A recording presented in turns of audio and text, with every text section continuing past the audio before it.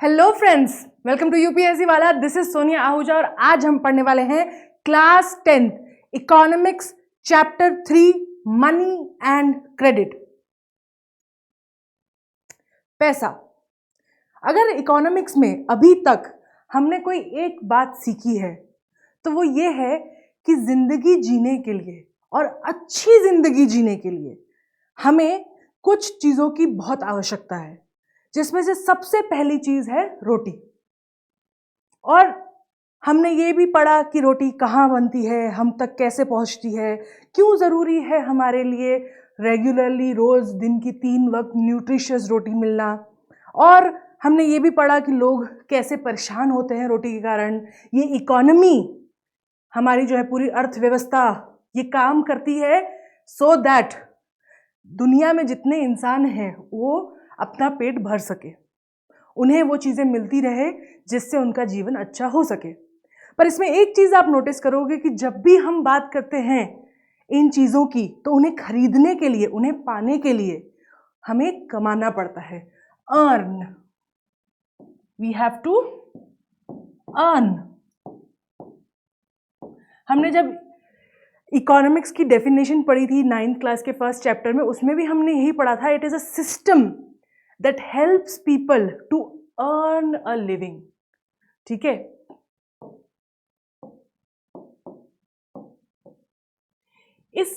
ये बहुत crucial part है इकोनॉमी का, क्योंकि लोग अपनी ज़रूरतें तभी पूरी कर पाएंगे जब जो चीज़ें उनकी ज़रूरतों के लिए उन्हें चाहिए वो खरीद पाए। और कैसे खरीदते हैं?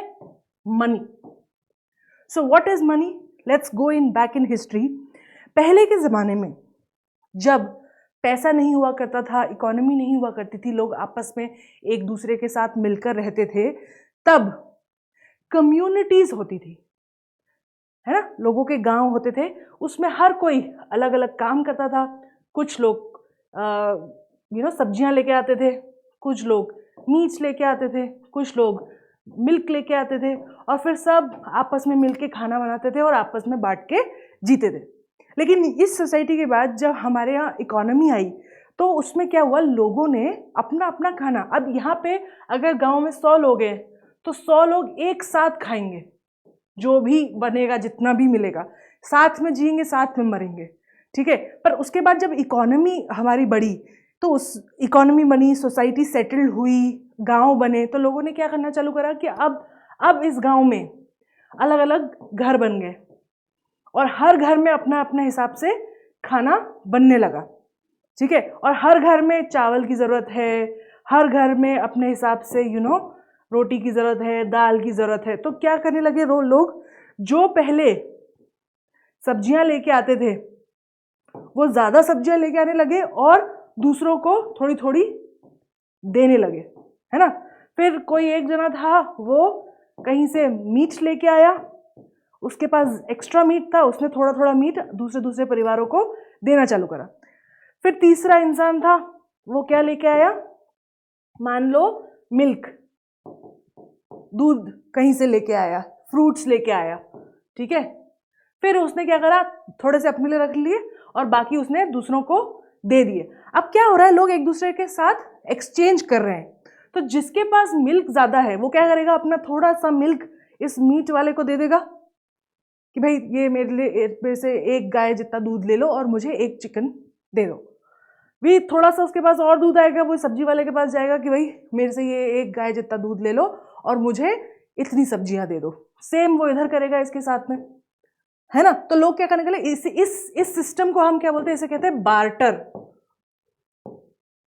Barter system. ठीक है, बार्टर सिस्टम मतलब क्या, कि आपके पास जो चीज ज्यादा हो वो आप किसी और को दे दो और उसके बदले आपको उससे जो चाहिए वो आप ले लो। तो पहले के जमाने में when we went from this society जहां पे लोग एक साथ खाना खाते थे, एक साथ खाना बनाते थे और सब एक साथ जीते थे, to this family unit type of society, then we started exchanging stuff. ठीक है, बट देन प्रॉब्लम इसके साथ ये है कि एक्सचेंज करने से ना दो इश्यूज होते हैं। एक तो अगर व्हाट इफ ये मिल्क वाले को सब्जी चाहिए लेकिन सब्जी वाले को मिल्क नहीं चाहिए। तो अब क्या करेंगे? सब्जी वाले को तो एक्चुअली फ्रूट चाहिए, और से फ्रूट वाले को सब्जी नहीं चाहिए, फ्रूट वाले को मीट चाहिए। अब ऐसे में how will people exchange stuff? This is where money comes on. Money क्या होता है ना, मनी एक ऐसी मीडियम ऑफ एक्सचेंज है। क्या है ये? Medium of exchange. मतलब कि अब दूसरा सामान देने के बजाय लोग एक दूसरे को पैसे देते हैं और सामान लेते देते हैं। एंड हमारे शरीर में जैसे खून है, वैसे ही एक इकोनॉमी में पैसा है। जब तक पैसा चल रहा है, इकोनॉमी चल रही है। जहां पैसा खत्म हो गया, इकोनॉमी खत्म हो जाएगी। इकोनॉमी में किसी भी तरीके की आर्थिक हम काम करते हैं सेक्शन में, वहां पैसे की बहुत महत्व है। पैसे से खाना आता है, और जैसा कि हमने बोला है, खाली पेट होए ना भजन गोपाला। तो money is the currency that we use to exchange stuff. Okay, it's usage is widespread. आप कहीं भी चले जाओ, इंडिया के किसी भी गांव में, किसी भी कोने में चले जाओ, वहां पे सब जगह पैसे चलते हैं।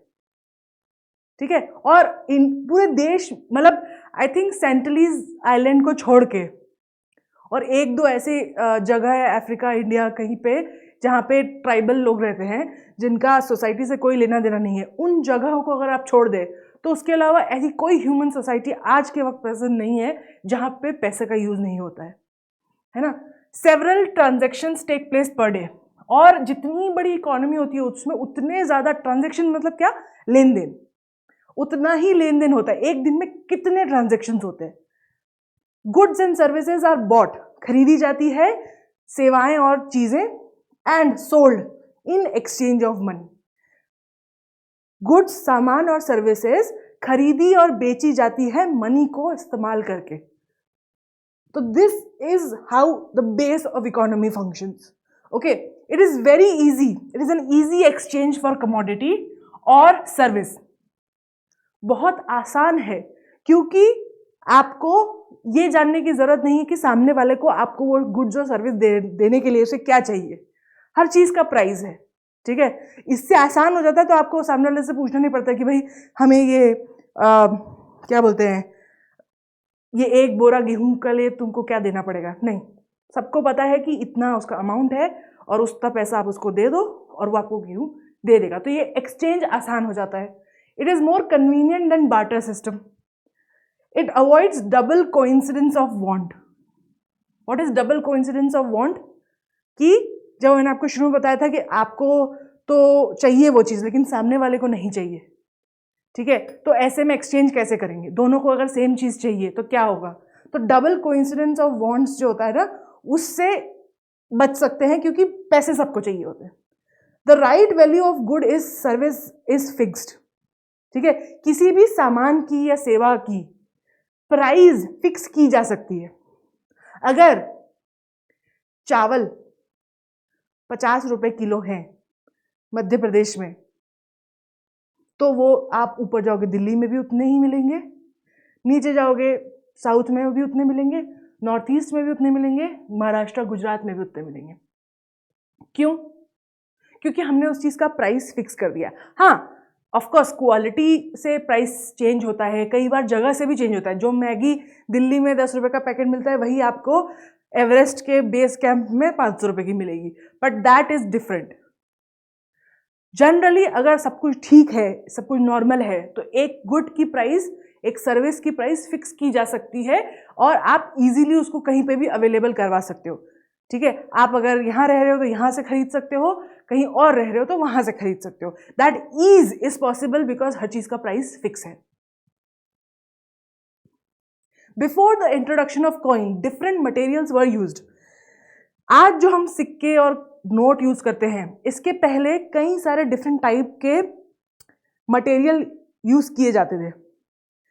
मुझे आपसे दो सवाल करने हैं। एक तो सबसे पहला मटेरियल कौन सा था जो यूज किया जाता था कॉइन्स में, इजिप्ट में? तो the first people to use coin, और एक तरीके से मेटल टू एज करेंसी, मतलब पहले लोग जो कि मेटल को करेंसी की तरह इस्तेमाल करते थे वो थे इजिप्शियन या मेसोपोटेमियन,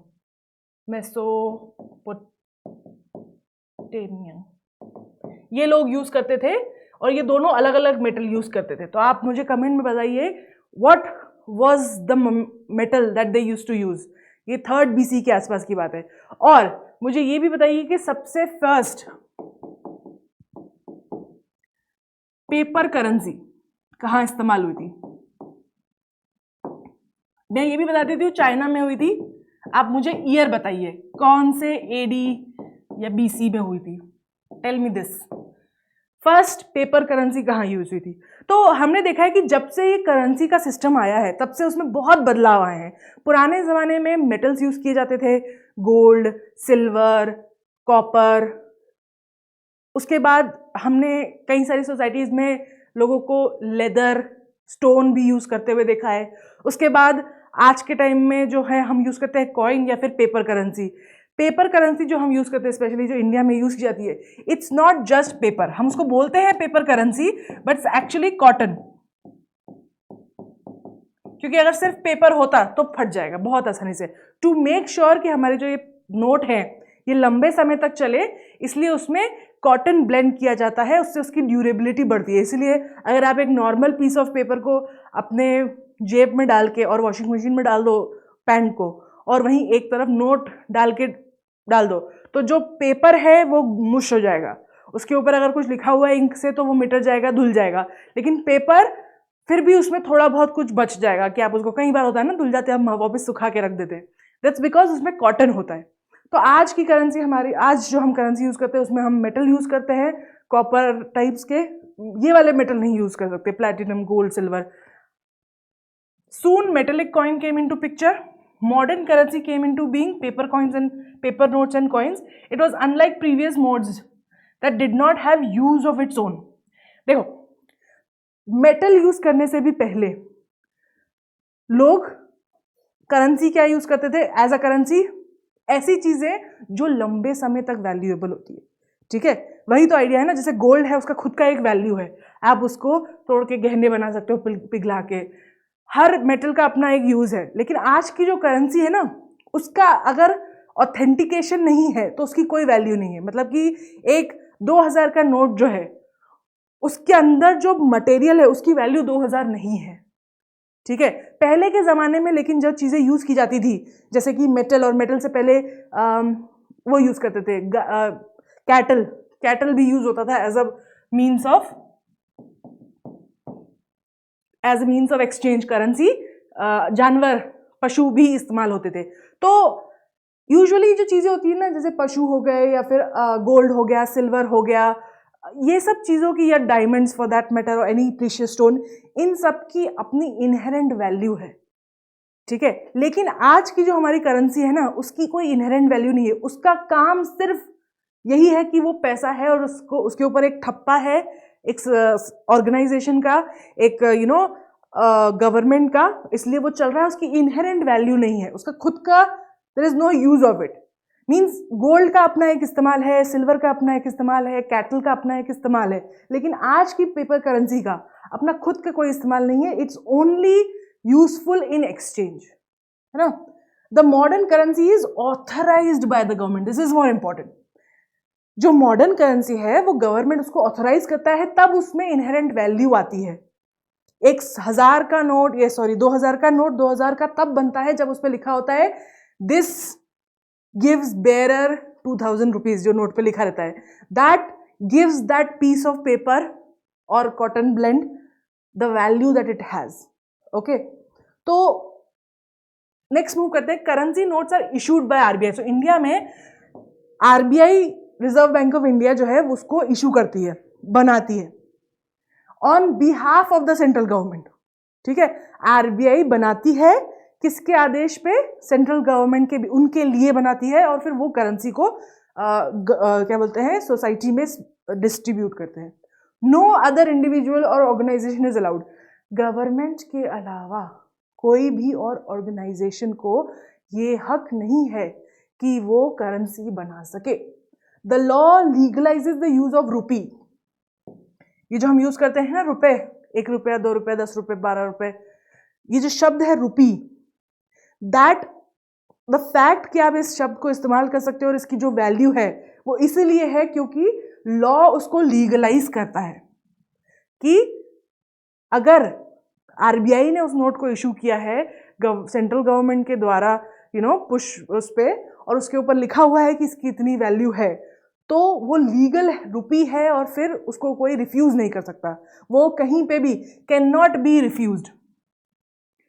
मतलब कि इंडिया में कोई भी इंसान आपकी दी हुई करेंसी अगर वो कुछ बेच रहा है और आप उसको उसके बदले में पैसे दे रहे हो तो वो रिफ्यूज नहीं कर सकता, क्योंकि इट्स अ वैलिड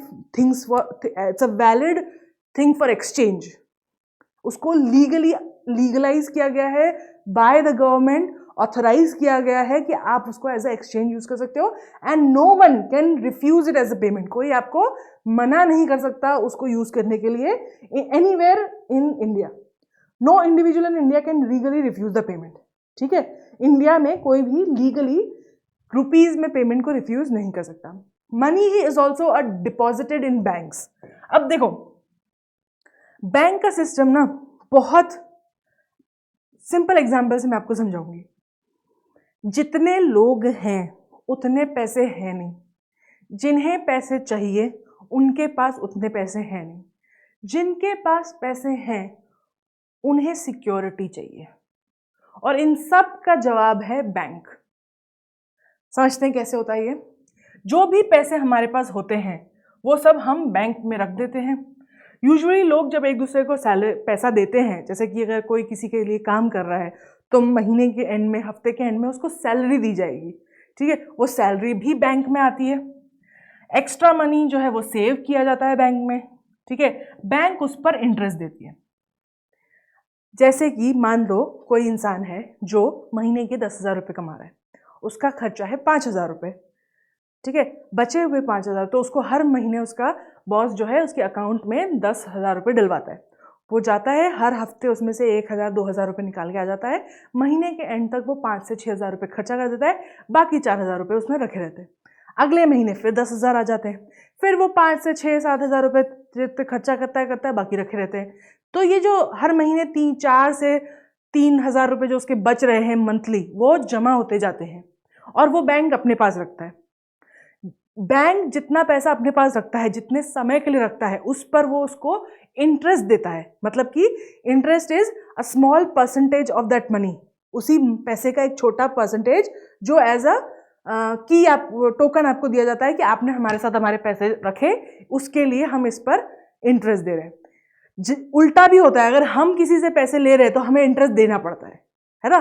तो अगर हम किसी से 10,000 रुपये इंटरेस्ट ले रहे हैं, पैसे ले रहे हैं 2% इंटरेस्ट पे, तो हमें टोटल अमाउंट का 2% एज अ इंटरेस्ट हर महीने या हर साल, जैसा भी आपके टर्म्स पे फिक्स किया है, उसे देना पड़ेगा। तो this is how banks function. The amount saved can be withdrawn. ठीक है, अगर जैसे सपोज करो ये इंसान है, इसने 1 साल से काम कर रहा है, हर साल उसके कुछ 3,000 से 4,000 रुपये जो है सेव हो रहे हैं। तो साल के एंड में मानो कि उसके बच्चे का बर्थडे है, तो उसको अब चाहिए 10,000 रुपये। तो ये जो हर महीने सेव हो रहे हैं अकाउंट में, तो ये बंदा कभी भी जाके बैंक को बोल सकता है मेरे बचे हुए पैसे में से मुझे 10,000 निकाल के दे दो। इस चीज को बोलते हैं विड्रॉल। ठीक है, तो बंदा जो है अपना जो भी सेविंग उसने करी है वो जाके उसको विड्रॉ कर सकता है और वो किसी और को भी दे सकता है। मतलब क्या, मानो ये सेम एग्जांपल लेते हैं, बंदा है 3-4 हज़ार रुपये हर महीने वो सेव कर रहा है। अब उसके आया बच्चे का जन्मदिन, उसने कहा कि मुझे 10,000 रुपये चाहिए। 10,000 रुपये जो है वो जिसको देना चाहता है उसको उसने लिख दिया चेक में उसने बेसिकली लिखा है कि मैं अपने, basically cheque is kind of a letter जो आप बैंक को लिखते हो कि भाई मेरे अकाउंट में जो पैसे हैं उसमें से इतने पैसे इस बंदे को दे दो। ठीक है, तो बैंक क्या करती है, आपके खाते में फिजिकल पैसे इधर से उधर नहीं करती है, वो अपने हिसाब में ही यहां से पैसा माइनस करके यहां बुक्स में रख देती है। तो चेक क्या है, इट्स अ डिमांड डिपॉजिट। ठीक है, what is it, a cheque is a demand deposit, means it's it's the person जिसका अकाउंट है, जिसने चेक लिखा है, वो बैंक को बोल रहा है कि मेरे नाम से, मेरे अकाउंट से इतना इतना पैसा निकाल के आप प्लीज इस इंसान के अकाउंट में डाल दो। तो जो a check is a paper instructing the bank to pay a specific amount from the person's account to the person whose name on the check has been issued। जिसके नाम से चेक इशू हुआ है उसको दे दो। तो इसका ये मतलब है कि बैंक को हमेशा कुछ पैसे अपने पास रनिंग में रखने पड़ेंगे, क्योंकि कभी भी कोई भी किसी भी बैंक पे जा सकता है कि अगर मेरे पैसे आपके बैंक में हैं तो मैं निकालना चाहता हूँ, मुझे आपको देना होगा। ठीक है। So the facility of cheque against demand deposits make it possible to directly settle the payment without the use of cash। क्या होता है कि मैंने आपको शुरू में क्या बोला, 3 चीजें, जितना कैश है that's less than how much we use। ठीक है। और बैंक्स जो है वो क्या करती है, इंस्टेड ऑफ फिजिकली मनी आपसे लेके किसी और को देने के बजाय बिना कैश को एक्सचेंज करे बैंक अपने ही नोटबुक्स में माइनस प्लस कर देती है। ठीक है। बिना कैश एक्सचेंज हुए पैसा एक जगह से दूसरी जगह जा रहा है। ठीक है। So the facility of cheque देने की facility, it allows the person to directly do the payment and settle the payment बिना कैश इस्तेमाल करे। Since demanded deposit are accepted. अब इसमें क्या होता है कि एक चीज ये भी है कि मतलब कि जितना पैसा एक्चुअली एग्जिस्ट करता है उतना करेंसी के फॉर्म में एग्जिस्ट नहीं करता है। तो इसीलिए क्योंकि हम इस तरीके से बैंक में एक्सचेंज कर पाते हैं, इसलिए हमें उतनी करेंसी की जरूरत नहीं पड़ती है ना। मतलब currency means exact physical currency, coins and notes. Since demand deposits are accepted widely as a means of payment, क्योंकि ये डिमांड डिपॉजिट यानी कि चेक आर वाइडली एक्सेप्टेड, हर जगह एक्सेप्ट किए जाते हैं, they constitute money in modern economy. क्योंकि ये जो चेक है इसे एक एक्सेप्टेड मीन्स ऑफ पेमेंट माना जाता है, क्योंकि इससे पैसे एक्सचेंज हो जाते हैं, इसलिए मॉडर्न इकोनॉमी में चेक को भी करेंसी माना जाता है। ठीक है। क्योंकि उससे काम हो रहा है तो वो भी अपने आप में एक करेंसी है। But for the banks there would be no demand. अब बैंक्स को तो कोई डिमांड नहीं है ना इस पर। अगर आप बैंक से बोल रहे हो कि मुझे ये पैसा दे दो, तो बैंक को इसके बदले में क्या चाहिए, क्योंकि बैंक तो ये पैसा नहीं रख रही है ना। आपने बोला मेरे अकाउंट में से 10,000 रुपये उसको दे दो, तो बैंक ने दे दिए, तो इसमें बैंक को क्या मिल रहा है, बैंक की क्या डिमांड है। The modern form of money, currency and deposits are closely linked to working of the modern banking system. हम इस चैप्टर में बैंकिंग सिस्टम के बारे में पढ़ेंगे, जिससे कि हम समझेंगे कि एक बैंक क्यों रेडी होती है आपका पैसा रखने के लिए, और क्यों वो रेडी है यूजिंग चेक का इस्तेमाल करके, क्यों वो रेडी है पैसे इधर से उधर भेजने के लिए, उसका क्या फायदा होता है। इस पूरे सिस्टम को हम मॉडर्न बैंकिंग सिस्टम कहते हैं, और इसको अब हम समझेंगे आगे। Banks keep only a small proportion of their deposits. Bank में जितना पैसा डिपॉजिट होता है, बैंक उसका सिर्फ कुछ छोटा सा परसेंटेज ही अपने पास रखता है कैश में, बाकी सब वो दे देता है। किसको देता है, वो लोन देता है। For example bank in these days hold about 15% of their deposit. तो यूजुअली बैंक्स जो है वो सिर्फ 15%, अगर उसके पास 100 रुपए आ रहे हैं हर महीने तो या हर साल मान लो, तो उसमें से वो सिर्फ 15 रुपए अपने पास एज कैश रखता है, बाकी 75 रुपीज वो दे देता है। कहाँ देता है, लोन देता है वो दूसरों को। तो जिनके पास पैसा नहीं है उन्हें वो लोन देता है, और उस लोन के बदले वो लोग उन्हें इंटरेस्ट देते हैं। बेसिकली इसको और आसानी से समझते हैं, ये बैंक है। ठीक है। आप एक इंसान, 2 इंसान, 3, 4, 5, ये 5 लोग हैं, इनकी सैलरी आती है, सैलरी में से कुछ हिस्सा ये खर्चा कर देते हैं, बाकी जो है वो डिपॉजिट कर देते हैं। ठीक है। तो ये चारों 5 लोग अपने सेविंग्स को यहां पे डिपॉजिट कर रहे हैं, तो ये डिपॉजिट हो गई। अब इसका कुछ हिस्सा तो बैंक अपने पास कैश में रखती है, करीब 15%। जो ये बाकी होता है ना, ये दूसरे लोगों को दे देती है एज डिमांडेड, जैसे जिसको जितनी जरूरत होती है। और जब लोग बैंक से ये पैसा लेते हैं तो जितने समय के लिए लेते हैं उतने समय के लिए वो उन्हें इंटरेस्ट देते हैं। मानो इन लोगों ने मिलकर बैंक को 100 रुपये दिए, ठीक है, तो 100 में से 15 रुपये तो बैंक ने रख लिए कैश, कभी कोई मांगने आ जाए तो। बाकी 75 रुपये जो हैं वो उन्होंने इन चारों को दे दिए। किसी को दिए 20 रुपये, किसी को दिए 10 रुपये, किसी को दिए 15 रुपये, किसी को दिए 20 रुपये, ऐसे करके।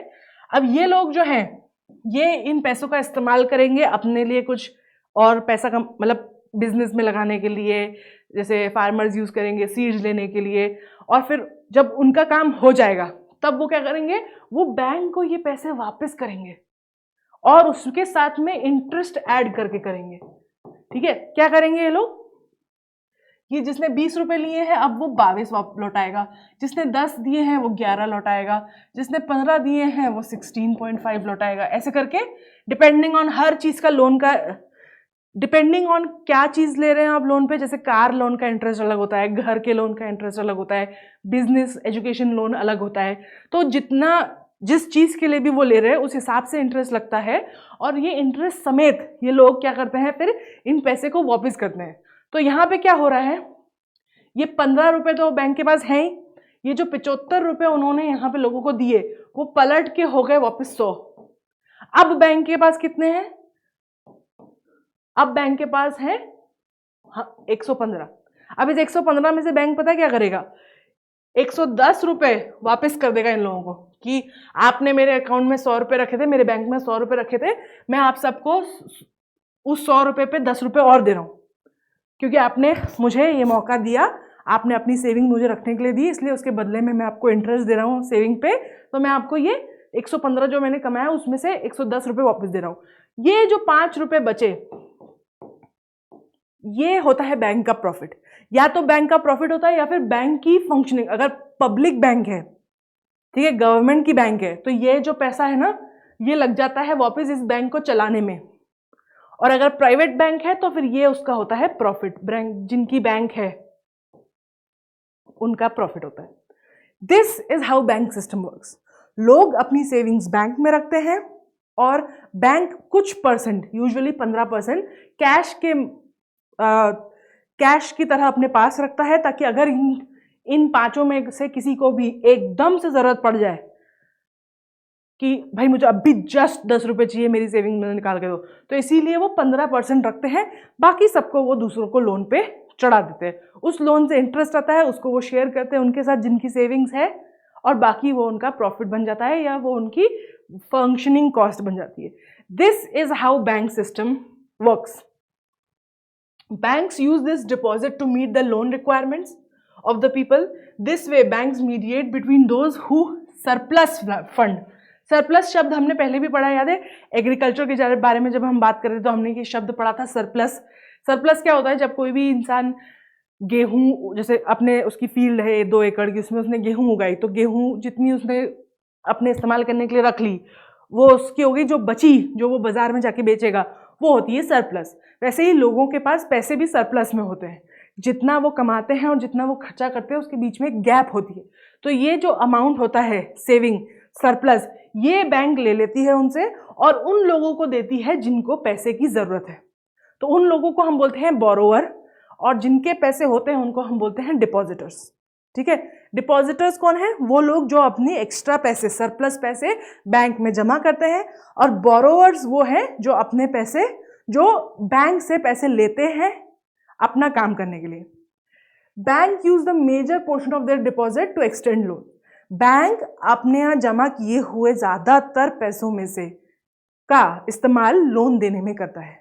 ठीक है, ऋण जिसे बोलते हैं। The bank charges a higher interest rate on loans than what they offer on the deposits. ठीक है, ऑब्वियसली अगर वो डिपॉजिट पे जो इंटरेस्ट दे रहा है वो कम होता है और जो लोन पे इंटरेस्ट होता है वो ज्यादा होता है, तभी तो बीच में बैंक पैसे बचेंगे तो कमाएगा, राइट।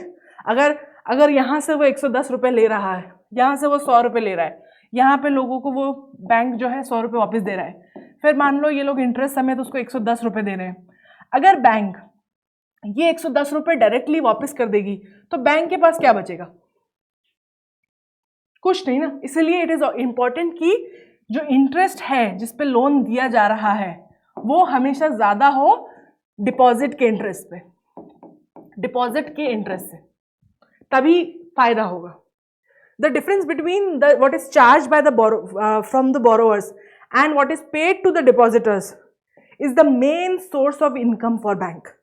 ठीक है, तो उन दोनों के बीच का जो डिफरेंस होता है वही मेन सोर्स होता है बैंक की अर्निंग का।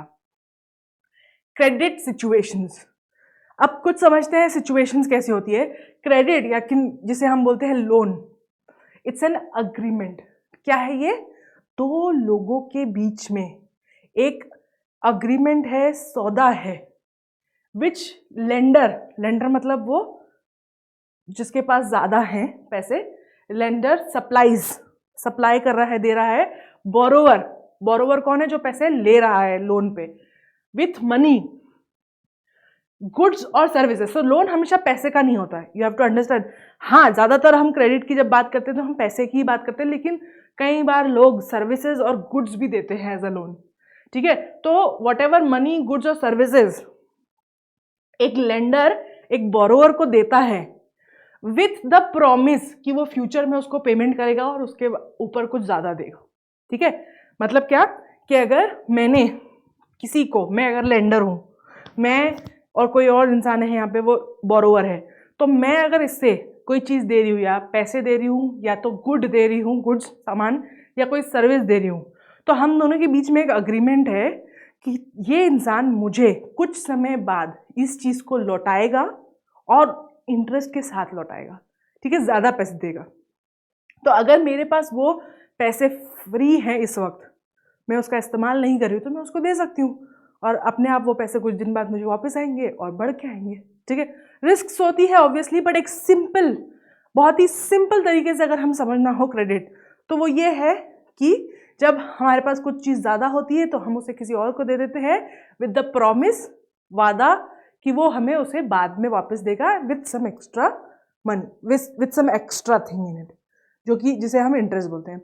अब इन्होंने बहुत अच्छा एग्जाम्पल दिया है कि आम जिंदगी में ये जो होता है लोन, ये कैसे काम करता है। तो उन्होंने दो एग्जाम्पल दिए। एक शू मेकर है सलीम, उसका एग्जाम्पल दिया, उसको त्योहार के जस्ट पहले 3000 जूते बनाने का ऑर्डर आया है, तो उसको 1 महीने में ये जूते बना के देने हैं। उसने 2 लोन दिए। सबसे पहले उसने जिस लेदर कंपनी से वो लेदर खरीदता है, रॉ मटेरियल, उसको उसने बोला है कि आप मुझे अभी लेदर दे दो और मैं आपको 1 महीने बाद जब इस लेदर से जूते बना के जूते बेच दूंगा, उसके बाद जो उससे कमाई होगी उससे आपको चुका दूंगा। तो ये जो लेदर उसने लेदर सप्लाई से लिया, ये भी हुआ लोन, लेकिन ये लोन किस चीज का हुआ? गुड्स का, सामान का लोन हुआ। उसको प्रॉमिस किया कि बाद में उसको पे करेगा। सेकेंड, उसने कैश लोन लिया, पैसे लिए ट्रेडर से, उसे कहा कि आप मुझे कुछ पैसे दे दीजिए अभी और इस पैसे को लेकर अगले 1 महीने बाद मैं आपको ये 3000 जूते बना के दे दूंगा, है ना। तो ये कैश लोन उसने लिया। लेदर वाले से लेदर लेके, कैश वाले से पैसा लेकर उसने उन दोनों को एक साथ बुलाया, लोग हायर करे जिन्होंने जूते बनाए, सामान लिए और जो चाहिए उसको जूते बनाने के लिए। फिर उसने वो जूते भेज दिए और एंड ऑफ मंथ में क्या हुआ, उसने वो जूते डिलीवर कर दिए और उसको वहां से पैसे मिल गए। उस पैसे से उसने अपने लेदर वाले को, सप्लायर को पैसे दिया और जिससे लोन कैश लिया था उसको वापस किया। जो उसके पास बचा वो उसका प्रॉफिट, है ना। तो ये एक एग्जांपल है कैसे लोग कमाते हैं। अब लोग क्रेडिट पे दे रहे हैं तो क्योंकि वो कमा रहे हैं इसलिए वो वापस कर पा रहे हैं। अब ये सेकंड एग्जांपल है, इस पे है एक छोटी फार्मर है, किसान है स्वप्ना। वो क्या करती, ग्राउंड नट, मूंगफली उगाती है अपने 3 हेक्टेयर के लैंड के ऊपर। Secure loan from money lender, उसने लिया लोन किससे? एक मनी लेंडर क्या होता है? मनी लेंडर वो होते हैं जिनके पास, साहूकार बोलते हैं, जिनके पास एक्स्ट्रा पैसा होता है, जो अपने ही पैसे को लोगों को देते हैं कुछ समय के लिए। उससे उन्होंने साहूकार से, मनी लेंडर से पैसे लिए। उसने सोचा कि जब मेरी खेती हार्वेस्ट हो जाएगी तो उस खेती को बेच के मैं वापस कर दूंगी साहूकार को, लेकिन सीजन में हो गई गड़बड़, सीजन में उसके खेत में लग गए कीड़े, उससे उसकी पूरी फसल खराब हो गई और फिर उसको कोई पैसे नहीं मिले। अब वो मनी लेंडर को पैसे वापस दे नहीं पा रही है, unable to repay the money lender. ठीक है, ये जो डेट है, ऋण है, डेट मतलब क्या, उसके ऊपर जो लोन है वो वापस नहीं दे पा रही है। अब वो बढ़ता जा रहा है क्योंकि लोन के ऊपर इंटरेस्ट लगता है ना हर साल। जब इसने लोन लिया होगा, जब उसने मनी लेंडर से 1000, मान लो 1000 रुपये लिए, तो ये 1000 रुपये लिए होगे तो ये बोला होगा ना कि हर महीने, जितने महीने तुम ये 1000 रुपये रखोगी उतने महीने मुझे 10 रुपये चाहिए।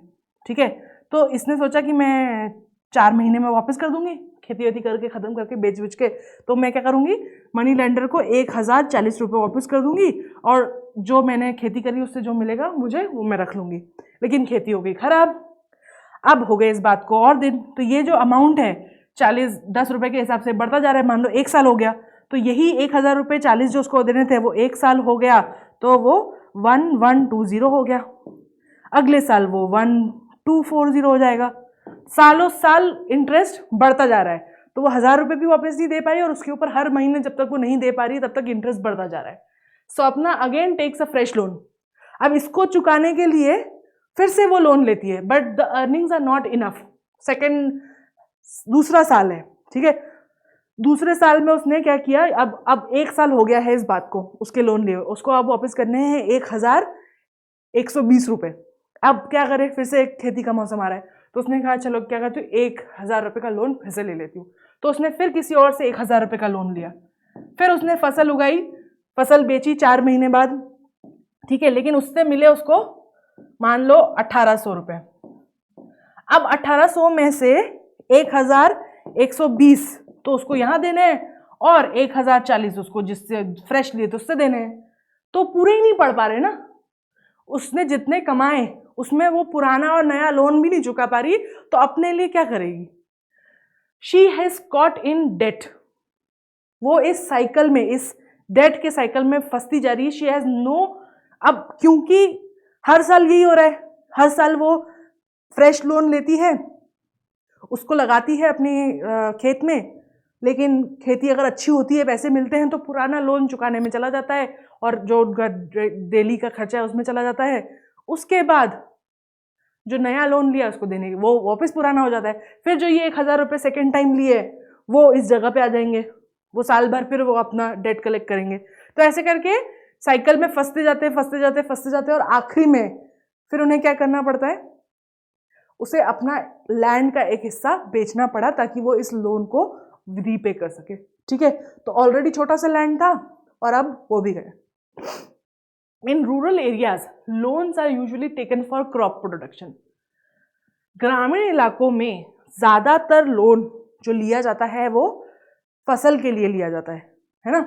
Crop production involve cost of seeds. हमने ये चीज़ ऑलरेडी पहले पढ़ी है कि खेती करने में बहुत पैसा लगता है, स्पेशली आज के ज़माने में तो खेती करने में अत्यंत पैसा लगता है। तो इसलिए कई बार छोटे छोटे लैंड जिनके होते हैं वो काम नहीं कर पाते हैं, क्योंकि आपको सीड्स खरीदने हैं, फिर मशीनें खरीदनी है, फिर इलेक्ट्रिसिटी का बिल पे करना है, फिर फर्टिलाइजर लगाना है, फिर केमिकल्स लगाने हैं, इक्विपमेंट्स को रिपेयर करना है, पेस्टिसाइड्स, फर्टिलाइजर्स, वाटर, इलेक्ट्रिसिटी, इन सब चीज़ों के लिए पैसा लगता है। तो ज़्यादातर जो लोग हैं गांव में वो इन्हीं चीज़ों के लिए लोन लेते हैं।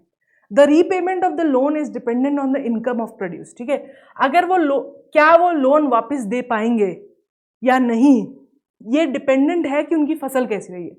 तो अगर उनकी फसल अच्छी रही है तो वापस कर पाएंगे।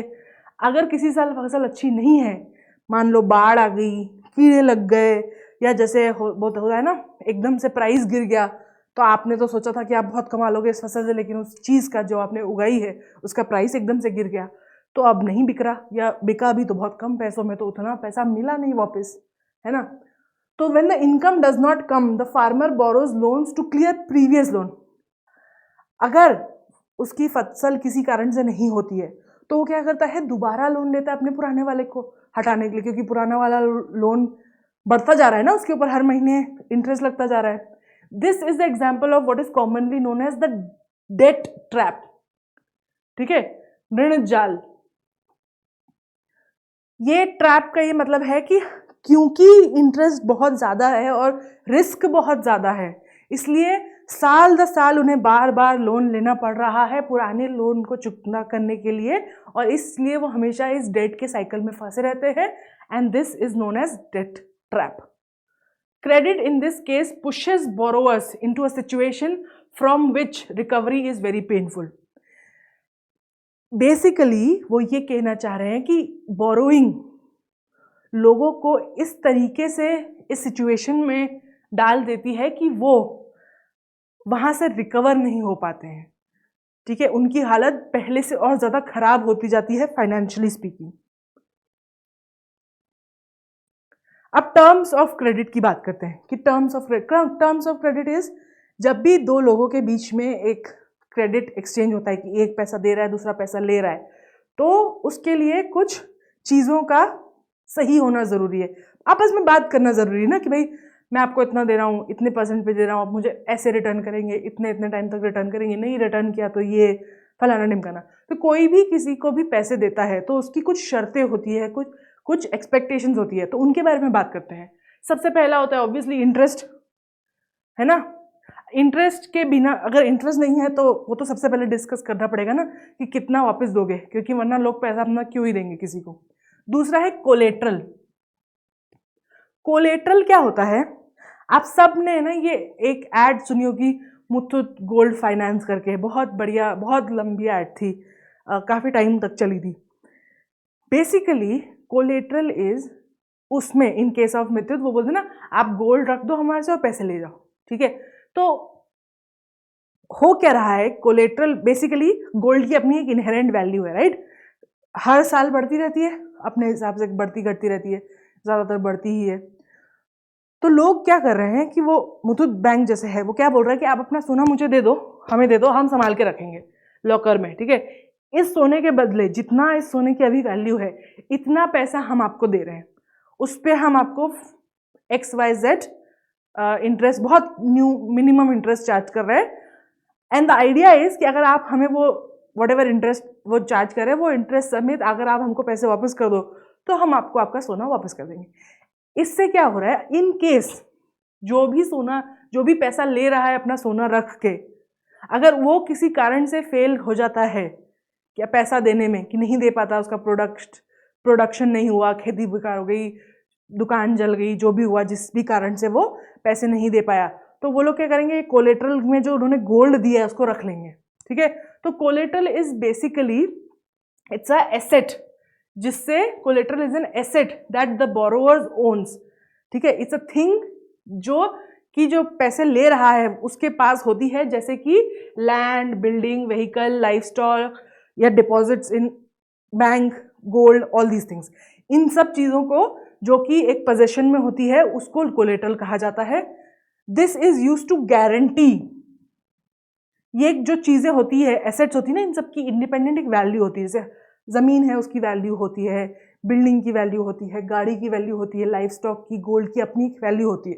तो ये जो चीज़ है ना, बेसिकली जब आपको वो लोन दे रहे हैं तो वो आपको ये बोलते हैं कि अगर आपने लोन नहीं वापस किया तो हम आपका ये लैंड ले लेंगे, कि अगर आप हमें नहीं लोन दे पाए तो आप ये लैंड बेच के हमें हमारे पैसे वापस करोगे। तो वो गारंटी, लेंडर को गारंटी देता है, उसे हम कोलेट्रल बोलते हैं। तो ज़्यादातर जो इंस्टीट्यूट्स है वो आपसे, अगर आपको लोन दे रहे हैं तो वो आपसे कोई ना कोई कोलेट्रल मांगेंगे कि भाई हमें कुछ चीज़ बताओ जो आपके पास है, कि इन केस आप हमारा पैसा वापस नहीं कर पाए तो उसके बाद तो कैसे करोगे, कैसे हम लेंगे वापस।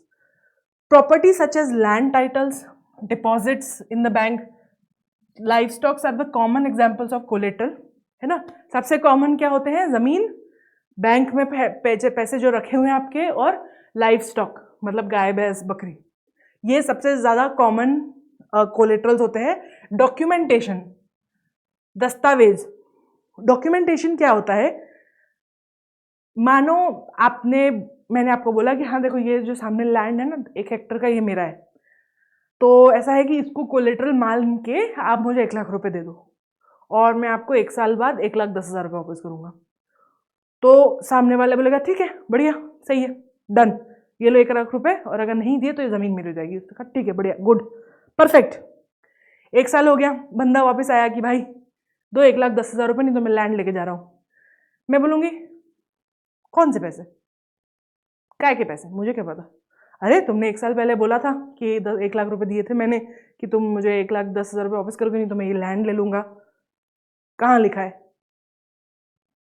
जो लिखा नहीं है तो वो जाएंगे कोर्ट में कि इसने मुझसे पैसे लिए थे। कोर्ट बोलेगा कहाँ लिखा है? नहीं लिखा है, जाओ घर। तो प्रूफ, डॉक्यूमेंटेशन क्या है? जो ये अग्रीमेंट हुआ है दो लोगों के बीच में, इसका लिखित प्रूफ को डॉक्यूमेंटेशन बोलते हैं, जो लोन में बहुत जरूरी होता है। Documentation is also an important part of factor. The terms of credit vary from person to person, ठीक है। तो bank to bank, person to person, ठीक है, कौन लोन दे रहा है, कितना अमाउंट दे रहा है, किस काम के लिए दे रहा है, कितने समय के लिए दे रहा है, इन चीजों पर डिपेंडेंट होते हैं टर्म्स ऑफ क्रेडिट, ठीक है। मतलब कि अगर मैं ज्यादा पैसे ले रही हूँ तो मुझे ज्यादा कोलेटरल देना पड़ेगा। अगर मैं छोटे टाइम के लिए पैसे ले रही हूँ, यूजुअली ऐसा होता है कि अगर मैं बहुत कम टाइम के लिए पैसे ले रही हूँ तो उस पर इंटरेस्ट कम लगता है, वहीं मैं लंबे समय के लिए क्रेडिट ले रही हूँ तो मुझे उस पर ज़्यादा इंटरेस्ट देना पड़ेगा। तो डिपेंडिंग ऑन कौन दे रहा है, किस चीज़ के लिए दे रहा है, कितनी रिस्क है उस काम में, ठीक है। अगर मैं किसी को दे रही हूँ बिजनेस स्टार्ट करने के लिए और लोन, और दूसरे इंसान को मैं दे रही हूँ खेती में लगाने के लिए, तो दोनों को मैं सेम नहीं दूंगी। इससे मैं दूसरा इंटरेस्ट लूंगी, इससे मैं दूसरा इंटरेस्ट लूंगी, क्योंकि मैं दिमाग लगाऊंगी कि किस में ज़्यादा रिस्क है, कि इसका बिजनेस चलेगा कि नहीं चलेगा, इसकी खेती चलेगी कि नहीं चलेगी, ठीक है। ये अपने क्या कर रहा है, ये मेरे से पैसे लेके कार खरीद रहा है, उस कार से वो कैब चलाएगा और पैसे कमाएगा, तो मुझे लग रहा है कि हाँ ये हो सकता है। अरे दूसरा बंदा बोल रहा है कि वो इस चीज़ की खेती करेगा, मैं सोच रही हूँ कि खेती का तो भरोसा नहीं, कभी चलती कभी नहीं चलती है, इसको बोलूँगी मैं तुम्हें 1 लाख रुपए दे रही हूँ, तुम मुझे 20,000 रुपये वापस करोगे, और दूसरे वाले को बोल रही हूँ मैं तुम्हें 1 लाख रुपए दे रही हूँ, तुम मुझे 1,10,000 रुपये वापस करोगे, ठीक है। तो वेदर मैं कितने पैसे दे रही हूँ और इन दोनों के साथ मेरी टर्म्स ऑफ लोन क्या है, वो डिपेंड करता है पर्सन टू पर्सन, ठीक है, from person to person, bank to bank, और किस बारे में, किस चीज में आप ले रहे हो उस पर भी डिपेंड करता है। कार के लिए ले रहे हो, पढ़ाई करने के लिए ले रहे हो, बिजनेस स्टार्ट करने के लिए ले रहे हो, बेटी की शादी कराने के लिए ले रहे हो, etcetera. Loans taken by people can be categorise into formal और इनफॉर्मल सेक्टर, ठीक है। लोग जो लोन लेते हैं, ऋण लेते हैं, उनको दो सेक्टर्स में डिवाइड किया जा सकता है। फॉर्मल, औपचारिक, ठीक है। Formal means what? फॉर्मल का बस ये मतलब है कि इंस्टीट्यूशन। जब आप किसी संगठन से लेते हैं, जब आप किसी संगठन से, किसी कॉरपोरेटिव से, किसी इंस्टीट्यूशन से, जिसको किसी ने ऑथराइज किया हुआ है, जैसे गवर्नमेंट ऑफ इंडिया ने या किसी और देश की गवर्नमेंट ने, किसी ने ऑथराइज किया हुआ है एक इंस्टीट्यूट को, उसमें लोग काम करते हैं, उसके पास कुछ पेपर वर्क है कि भाई हम फलाना फलाना बैंक है, उस बैंक से, उस जगह से आप लोन लेते हो, उस तरीके की इंस्टीट्यूट से, तो उसे हम फॉर्मल सेक्टर बोलते हैं। वहीं अगर आप किसी आम इंसान से लोन लेते हो, जैसे कि मनी लेंडर, ठीक है, मनी लेंडर, ट्रेडर्स, जो बड़े दुकानदार होते हैं, जो बड़े अमाउंट में करते हैं ना, होलसेल का काम करते हैं, उनके पास ज़्यादा पैसे होते हैं, उनसे अगर आप ले रहे हो। एम्प्लॉयर्स, जिसके लिए आप काम करें, उनसे अगर जैसे कई बार किसी को कुछ सामान चाहिए होता है तो वो क्या करता है, अपने ही एम्प्लॉयर से, जिसके यहाँ वो काम कर रहा है, उससे लोन ले लेता है और उसको अपनी सैलरी में कटवाता जाता है, या फिर रिलेटिव्स और फ्रेंड्स, ठीक है। अगर आप किसी ऐसे, इनमें से किसी में से भी लोन ले रहे हैं, ऐसे इनफॉर्मल इंसान से, ठीक है, मतलब जो यूजुअली इंस्टीट्यूशनलाइज नहीं है, कोई ऑर्गेनाइजेशन नहीं है, जस्ट एक नॉर्मल इंसान है जिसके साथ आपकी किसी तरीके की जान पहचान है ना, उनसे अगर आप लोन ले रहे हैं तो उसे हम इनफॉर्मल सेक्टर बोलते हैं। आप समझ ही रहे होंगे कि हम इनफॉर्मल और फॉर्मल सेक्टर की बात क्यों कर रहे हैं, क्योंकि हमें ये पता है कि हमने ये सब चीज़ सुनी है, पहले वाले एक क्लास में भी हमने बात करी थी, जब हम डेवलपमेंट की बात कर रहे थे, कि फार्मर्स जो है वो गाँव के मनी लेंडर से पैसे लेते हैं, और फिर वो मनी लेंडर्स जो होते हैं वो अंधाधुन इंटरेस्ट लगाते हैं, ठीक है, कुछ भी मांग लेंगे, और अगर आप नहीं लोगे तो कुछ भी हद से वो आपसे वापस ले सकते हैं पैसे, ठीक है। बैंक वगैरह इंस्टीट्यूट जो होते हैं ना, इंस्टीट्यूशंस, उनका एक तरीका होता है, ठीक है। वो कोलेट्रल रखवाते हैं, अगर आप नहीं देते हो तो कोलेट्रल की नीलामी कराते हैं। बट वहीं अगर फॉर्मल है तो वो कुछ भी कर सकते हैं, मार पिटाई कर सकते हैं, आपके घर में आके कुछ उठा के लेके जा सकते हैं, उनका कोई वो नहीं है, क्या वो करेंगे। तो इसीलिए हम इन दोनों सेक्टर्स की बात करें। अब ये एक पाई चार्ट दिया हुआ है एनसीईआरटी में, जो बता रहा है कि 2012 में इंडिया में अगर रूरल एरिया में 1,000 रुपए का लोन रुपीस का लिया हुआ है तो वो कितना किसने कहाँ से लिया है। तो अगर मान लो 1,000 रुपए का लोन लिया है तो 25%, ठीक है, मतलब 250 रुपए कॉर्पोरेटिव और बैंक से लिए हैं, दूसरे 250 रुपए जो है वो कमर्शियल बैंक से लिए हैं, ठीक है। कोऑपरेटिव सोसाइटीज और कमर्शियल बैंक में क्या डिफरेंस है मुझे कमेंट करके बताओ, ठीक है। दोनों ही इंस्टीट्यूट्स हैं बट देयर इज अ की डिफरेंस बिटवीन देम। फिर उसने क्या लिखा है, 5% इस 1,000 का उसने मतलब 50 रुपए कहाँ से लिया है, अदर इंस्टीट्यूट एंड एजेंसीज। 1%, ठीक है, लैंडलॉर्ड से 10 रुपए, रिलेटिव्स और फ्रेंड्स से 8% और अदर इंस्टीट्यूशनल एजेंसी से। तो ये क्या है अदर, तो this is basically telling you कि अगर रूरल इंडिया में कोई लोन लेता है तो वो कहाँ से एवरेज लेता है ज़्यादातर, ठीक है। तो सबसे ज़्यादा आधा 50 to 50% उतना तो वो बैंक से ले रहा है, कॉरपोरेटिव से और कमर्शियल बैंक से।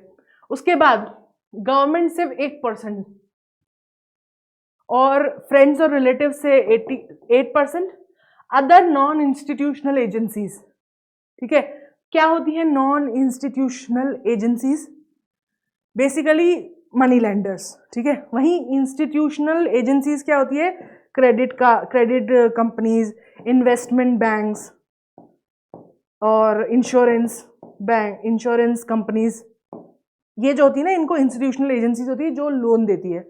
उसके अलावा लैंडलॉर्ड्स बेसिकली लोग जिनके पास बहुत सारी ज़मीन है, तो वो उसके ऊपर, जैसे हमने बात करी थी फर्स्ट लेक्चर में, क्लास 9th के सबसे पहले लेक्चर में, small land owners and big land owners, ठीक है। तो हमने देखा था कि जो बड़े लैंड ओनर्स होते हैं, क्योंकि उनका आउटपुट ज़्यादा होता है तो वो उनके पास ज़्यादा पैसे होते हैं बैंक में, तो उनके पास सरप्लस ज़्यादा होता है, उसकी सेल करते हैं, उस सेलिंग से वो उनके पास बैंक में ज़्यादा पैसे आते हैं, उन पैसों पे वो पैसे कमाते हैं लोन देकर, ठीक है। तो that's how landlords usually also earn money.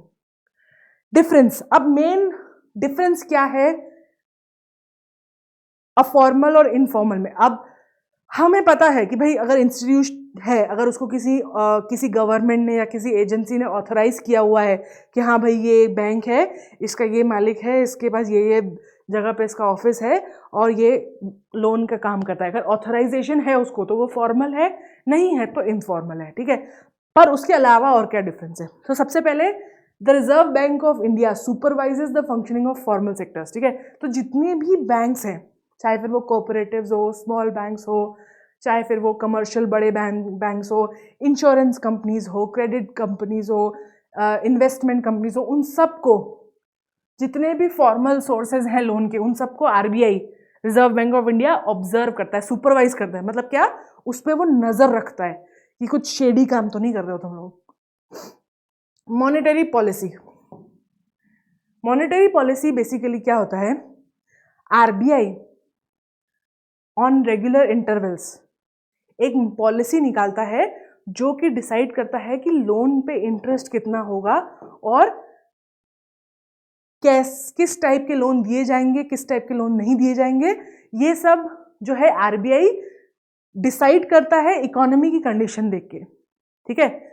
Monetary policy basically क्या होती है, मान लो ऐसे करो, मान लो मैं आरबीआई हूँ, तो मैं क्या देखूंगी, अच्छा कारें बहुत ज़्यादा बिक रही है ना, तो इसके कारण ऐसा ऐसा गड़बड़ हो जाएगी, या फिर हाँ इस साल खेती अच्छी नहीं हुई है, बाढ़ आई है बहुत ज़्यादा, ठीक है, फॉरेन इन्वेस्टमेंट कम हुए हैं, या यूक्रेन में वॉर हो रही है। सब चीज़ों को वो नोटिस करता है पूरे वर्ल्ड में क्या हो रही है, फिर डिसाइड करता है कि हाँ आई थिंक ना इसकी बिक्री थोड़ी कम कर देनी चाहिए, या इंटरेस्ट थोड़ा लोन बढ़ा देना चाहिए, क्योंकि मेरे को ना मार्केट का ठीक नहीं लग रहा, ठीक है। तो आरबीआई क्या करता है, वो जो भी कुछ हो रहा है पूरे वर्ल्ड में उसको नोटिस करता है और उस हिसाब से इंटरेस्ट और लोन्स कितने देने हैं, कैसे देने हैं, उसके ऊपर रेगुलेशंस बनाता है, रूल्स बनाता है, ताकि हमारी इकोनॉमी अफेक्ट ना हो, स्मूथली रन करती रहे।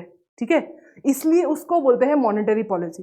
तो क्या करता है आरबीआई, हर साल कुछ कुछ टाइम पे मॉनेटरी पॉलिसी निकालता है और फिर वो उन बैंक को बेचता है सुपरवाइज करने के लिए कि हाँ मैं बोल रहा हूँ ना ऐसे करो, इतना इंटरेस्ट लो, इतना इंटरेस्ट मत लो, इंटरेस्ट कम करो, ज़्यादा करो, डिपॉजिट्स पे ज़्यादा दो, ये चीज़ का इंटरेस्ट देना बंद करो, जो भी है। ठीक है, तो अब एक सवाल आपसे है, टेल मी आरबीआई साल में कितनी बार मॉनेटरी पॉलिसी निकालता है? ठीक है, answer this question in comment कि आरबीआई साल में कितनी बार मॉनेटरी पॉलिसी निकालता है। 1 बार, 2 बार, 3 बार, 4 बार, 10 बार, 12 बार? आप बताओ मुझे। Periodically, banks have to submit information to the RBI on how much they are lending to whom and at what interest. दूसरा और क्या होता है कि कैसे आरबीआई डिसाइड करता है? आरबीआई क्या करता है, बोलता है बैंक्स को कि सुनो, हर कुछ कुछ दिन में हमको अपने कागजात भेजा करो, उसमें हमको बताओ कि तुमने किसको पैसा दिया है, कितना दिया है और कितने इंटरेस्ट पे दिया है। ठीक है, और उससे वो क्या करता है, आरबीआई नज़र रखता है कि कहीं कुछ गड़बड़ तो नहीं हो रही है, कहीं बैंक ज़्यादा किसी को लूट तो नहीं रहे हैं, कहीं बैंक ऐसे ही, अब जैसे अगर बैंक फालतू में लोन लेने लग जाए बिना देखे, किसी को भी अंधाधुंध बैंक दे रहा है, तो वो बैंक डूब जाएगा ना। और अगर बैंक डूब जाएगा तो उस बैंक में जितने लोगों ने अपना डिपॉजिट करा उन सबका पैसा चला जाएगा। इसलिए आरबीआई को ये भी नज़र रखनी पड़ती है कि तुम अच्छे से कर रहे हो ना अपना काम, किसको लोन देना देख रहे हो ना, उसका कोलेटरल है कि नहीं है, किस काम से दे रहे हो कि बस बिना देखे देते जा रहे हो। तो ये चीज का ध्यान रखना, ये आरबीआई का काम है। ठीक है, अब बात करते हैं डिफरेंसेस की। There is no organisation which supervises credit activities in the lenders. अब बैंक को सुपरवाइज करने के लिए तो आरबीआई है, लेकिन जो मनी लैंडर्स हैं, ट्रेडर्स हैं, एम्प्लॉयर्स हैं, इनको कोई नहीं देख रहा, इनके लिए कोई रूल नहीं है, तो वो बेसिकली कुछ भी कर सकते हैं, कितना भी इंटरेस्ट मांग सकते हैं। वो बोलेगी मैं तुम्हें 1000 रुपये दे रहा हूँ, मुझे 2 महीने बाद 2000 रुपये वापस चाहिए, 100% मुझे इंटरेस्ट चाहिए, वो दे सकता है। क्योंकि अगर उसके पैसे हैं, उसकी मर्जी है, और तुम्हारी इतनी मजबूरी है कि तुम्हें पैसे की ज़रूरत है और यही इंसान एक दे सकता है, इसी के पास है, तो तुम्हें वो शर्त माननी पड़ेगी, है ना। तो क्योंकि कोई सुपरवाइज नहीं कर रहा है इनफॉर्मल सेक्टर के लेंडर्स को, ठीक है, कोई उनको रोकने टोकने वाला है नहीं, है ना। ऑल्दो सच, अगर आप एक्चुअली मार्केट में जाओगे ना, तो एक मार्केट प्राइस बोलते हैं, इवन इन इनफॉर्मल सेक्टर्स, ठीक है,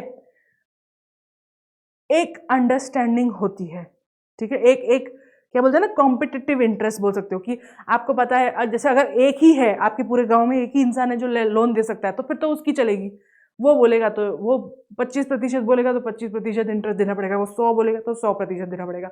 लेकिन अगर आप शहर में और ऐसी जगहों पे जहाँ ज़्यादा मनी लेंडर्स है, तो उनके बीच में भी कंपटीशन होती है। अच्छा, वो तुमको 25% इंटरेस्ट पे दे रहा है, मैं 24 पे दे दूंगा, दूसरा बोलेगा मैं 20 पे दे दूंगा, तीसरा बोलेगा, तो ऐसे करके एक कॉम्पिटिटिव इंटरेस्ट रेट्स होते हैं जो कि काम करते हैं, पर फिर भी थोड़ी बहुत मनमानी उसमें हो सकती है। अब वो आपको किसी भी इंटरेस्ट रेट पे दे सकता है, no one stops them from using unfair means to get the money back. ठीक है, अगर एक बैंक आपको पैसा दे रही है और उसके बदले उन्होंने लिखवाया है कि आपका जो ज़मीन है वो हम कोलेटरल की तरह यूज़ करेंगे, और क्या बोलते हैं आप अगर आप हमें पैसा वापस नहीं दोगे तो ये ज़मीन हम ले लेंगे। ठीक है, तो बैंक क्या करेगी, जब मानो आपने 1 साल हो गया आपने पैसा वापस नहीं दिया, तो बैंक आएगी आपको, हाँ भाई पैसा वापस करो, आप बोलोगे नहीं है, सॉरी ख़त्म हो गए, ख़राब हो गए, कुछ नहीं कर सकते, तो लैंड क्या बोलेगी, अच्छा ठीक है, ये जो आपका बैंक बोलेगी ये आपका जो लैंड है ये कोलेटरल है, तो इतना टाइम है आपके पास, इस टाइम में अगर आप हमको इतना पैसा ला के दे सकते हो और दे दो, तो हम आपको समय दे रहे हैं, नहीं तो फिर हम इस दिन पे इस लैंड की नीलामी करेंगे, और फिर जब ये लैंड की नीलामी में हमको जितना पैसा मिलेगा वो हम रख लेंगे। ठीक है, रिकवरी करेंगे। तो बैंक जो है ना सिविल तरीके से नोटिस भेजती है, रिक्वेस्ट भेजती है कि भाई आपका समय हो गया है, और नेगोशिएशंस पॉसिबल हैं कि भाई अच्छा आपने जो मुझे पैसे दिए थे वो तो डूब गए, लेकिन अगर आप मुझे थोड़ा समय दो तो शायद मैं मैनेज कर लूँ कुछ।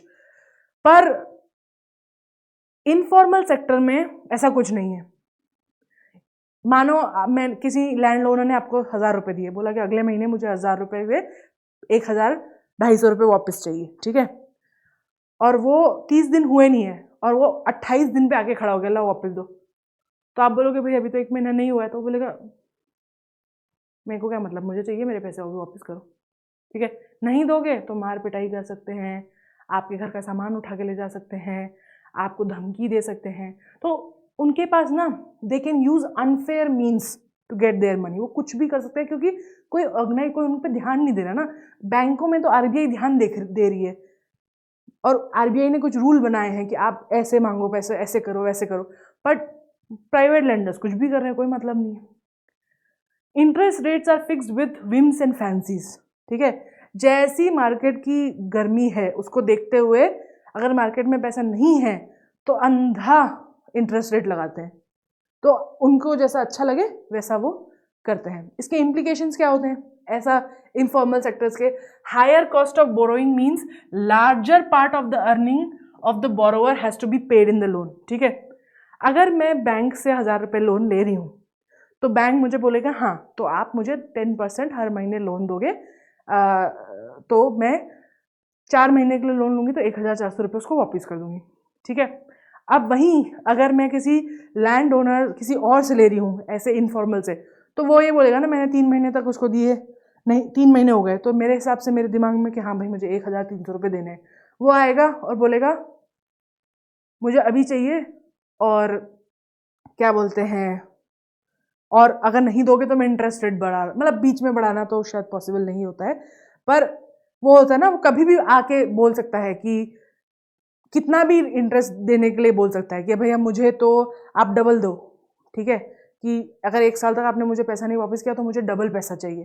तो क्या होता है कि कोई भी इंसान जो पैसा बोरो करता है तो वो किसी काम के लिए करता है, राइट, है ना। तो अगर मानो वो काम में उसकी जो अर्निंग हुई है, उसने 1000 रुपये लगाए अपने खेत पे और उससे उसने 2500 रुपये कमाए, ठीक है, तो अगर वहीं वो फॉर्मल से ले रहा होता बैंक से तो वो 1400 रुपये वापस करता और बाकी पैसे बचे हुए अपने पास रख लेता। लेकिन क्योंकि मनी लैंडर है, इनफॉर्मल है, अपनी मर्जी के हिसाब से उसने किया है, तो उनको 1800, 1700, 2000 रुपये तक वापस करने पड़ते। तो जो इंसान जिसने लोन लिया है उसकी अर्निंग में से उसको ज़्यादा हिस्सा देना पड़ता है बोरोवर को, ये एक प्रॉब्लम होती है। Borrowers have less income left for themself, जो लोग पैसा बोरो कर रहे हैं उनके पास खुद के लिए कम पैसा बचता है। In certain cases, high interest rate of borrowing can mean that the amount is repaid is greater than the income of the borrower.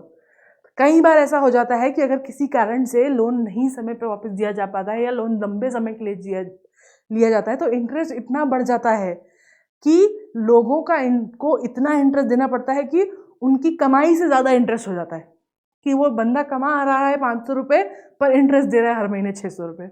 इसे हम डेट ट्रैप भी बोलते हैं। इट्स कॉमन, जब भी आप इनफॉर्मल सेक्टर से लोन लेते हैं लोग, तो वो डेट ट्रैप में आसानी से फंस जाते हैं क्योंकि उसमें वॉलेटाइल इंटरेस्ट रेट्स होते हैं, कभी भी चेंज होते रहते हैं, कितने भी ज़्यादा हो सकते हैं, कोई उसकी लेवल नहीं है। तो कई बार इंटरेस्ट रेट्स इतने ज़्यादा हो जाते हैं कि उनकी कमाई से ज़्यादा उनको इंटरेस्ट देना पड़ता है और फिर वो डेट में फंस जाते हैं, फिर वो पुराने लोन को चुकाने के लिए नया लोन लेते हैं, so on. Many people do not move forward और start a business due to this. कई लोग चाहते हैं काम करना लेकिन इस डर से कि कहीं वो डेट ट्रैप में ना फंस जाएं, वो काम आगे करते ही नहीं है।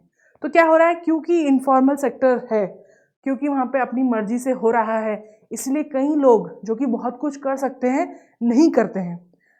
क्या चीज़ कम हो रही है इससे?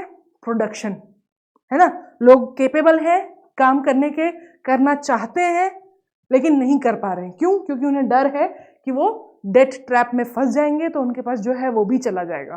तो अगर हम एक देश में इनफॉर्मल लोन्स को बढ़ावा देंगे तो क्या होगा, लोग कम बिजनेस खोलेंगे, लोग कम लोन लेंगे क्योंकि वो डर में रहेंगे कि कहीं हम फंस ना जाए।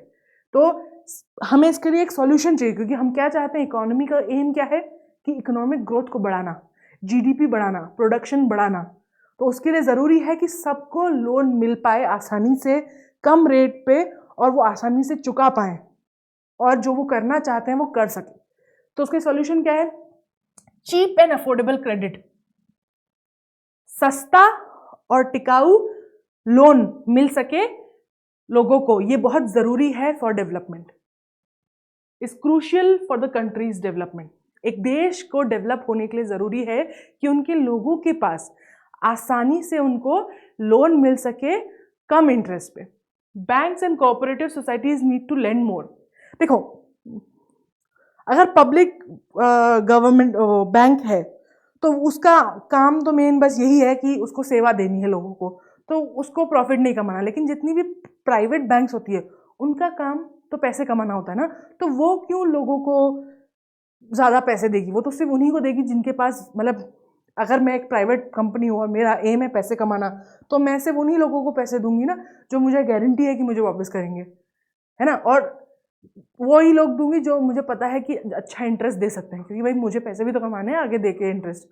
तो जो बैंक्स और कॉरपोरेटिव्स है उनको आसानी से लोगों को वो लेंड करे पैसे, ताकि लोगों को इनफॉर्मल सेक्टर से लोन ना लेना पड़े, उनको मनी लेंडर्स और एम्प्लॉयर्स और इन लोगों से, लैंडलॉर्ड से पैसा ना लेना पड़े, specially in the rural area. क्योंकि रूरल एरिया में सबसे ज़्यादा ये डेट ट्रैप होता है, क्योंकि सबसे ज़्यादा रिस्क भी उसी में होता है ना। बिजनेस और एग्रीकल्चर में ही सबसे ज़्यादा रिस्क भी होता है।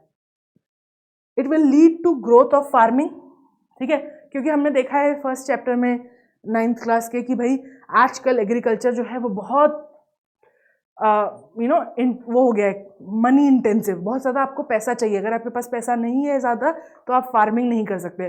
तो गांव में बैंक्स और कॉरपोरेटिव्स को ज़्यादा लेंड करना चाहिए ताकि उससे फार्मिंग हो सके, ठीक है। जिनके पास मीडियम और स्मॉल साइज लैंड है वो लोग भी फार्मिंग कर सकें, स्मॉल स्केल इंडस्ट्रीज खोल सकें, ठीक है। लोगों के पास पैसा होगा, क्रेडिट पे वो ले पाएंगे, तभी तो वो छोटी छोटी फैक्ट्रीज खोल पाएंगे। हमने याद है सबसे पहले चैप्टर में पढ़ा था कि कैसे पालमपुर गांव में एक बंदे ने लोन लेकर एक गन्ने का रस निकालने वाली मशीन ली, और वो अपने गांव के, पालमपुर के ही गांव के दूसरे फार्मर्स से उनके शुगर केन लेके उनका रस निकाल के, रस को पका के गुड़ बना के पास के शहर में जाके बेचता था। तो ये क्या है? ये स्मॉल स्केल इंडस्ट्री है। अब वो इंसान खुद तो इतनी बड़ी मशीन नहीं ले सकता, तो उसने क्या किया, उसने एक छोटा सा लोन लिया, लोन से उसने मशीन खरीदी, और फिर उसकी कमाई गुड़ बेच बेच के जो वो कमाई कर रहा था उस कमाई से उसने वो लोन चुकता किया। तभी तो अब जब एक बार लोन दे दिया, अब उसका सारा प्रॉफिट है जो भी वो कमा रहा है।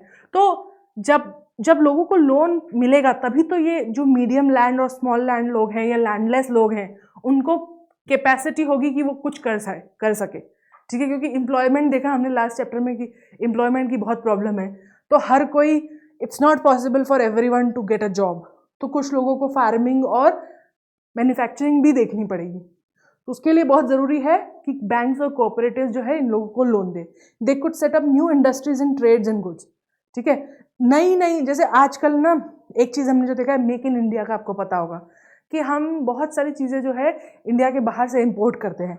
पर अगर इंडिया में ही रूरल एरिया में अच्छे और चीप और अफोर्डेबल लोन मिलेंगे तो जो चीज़ें हम बाहर से मंगवाते हैं वो हम इंडिया में ही मैन्युफैक्चर कर सकते हैं, हमें उन्हें बाहर से मंगवाने की ज़रूरत नहीं। इससे लोगों को एम्प्लॉयमेंट भी मिलेगी और हमें घर में बनी हुई चीज़ भी मिलेगी, ठीक है। तो और फिर कंट्री का डेवलपमेंट भी होगा इवेंचुअली, राइट। तो that is why cheap and affordable credit should be available in the country to develop. अब यहाँ पे फॉर्मल और इनफॉर्मल सेक्टर का हम देख रहे हैं कि कौन से लोग कहाँ से लोन ले रहे हैं, ठीक है। आप देखो, of the loans taken bye urban household, urban शहर के जो घर हैं, लोग हैं, परिवार हैं, उन्होंने जो परसेंटेज में लोन लिया है फॉर्मल और इनफॉर्मल सेक्टर से, उसका देखेंगे हम। पुअर हाउसहोल्ड, गरीब घरों में 85% लोन इनफॉर्मल सेक्टर से लिया है, सिर्फ 15% फॉर्मल सेक्टर से लिया है, ठीक है। मतलब सिर्फ 15% लोन गरीब घरों में बैंक वगैरह से लिया गया है, 85% अभी भी लैंड लॉर्ड और मनी लेंडर से लिया जाता है। वहीं आप देखो जो रिच हाउस होल्ड है, अमीर घर है, वो 90% उनका जो लोन है वो बैंक से और फॉर्मल सेक्टर से लिया है, और ओनली 10% जो है नॉन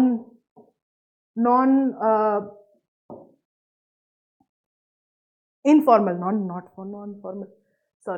इनफॉर्मल सेक्टर से उन्होंने लिया है। तो हम देख रहे हैं कि लोग जितने ज़्यादा गरीब हैं उतना ही वो मनी लेंडर्स पे डिपेंडेंट है लोन के लिए। जैसे जैसे उनकी रिच मतलब उनके फाइनेंसेस ठीक होते जाते हैं, वो गरीबी से अमीरी की तरफ आते जाते, देखोगे वो ज़्यादातर फॉर्मल सेक्टर से लोन लेते हैं, ठीक है। While formal sector loans need to expand, formal sector में लोन्स बढ़ना ज़रूरी है। It is also necessary for everyone to receive these loans, ठीक है।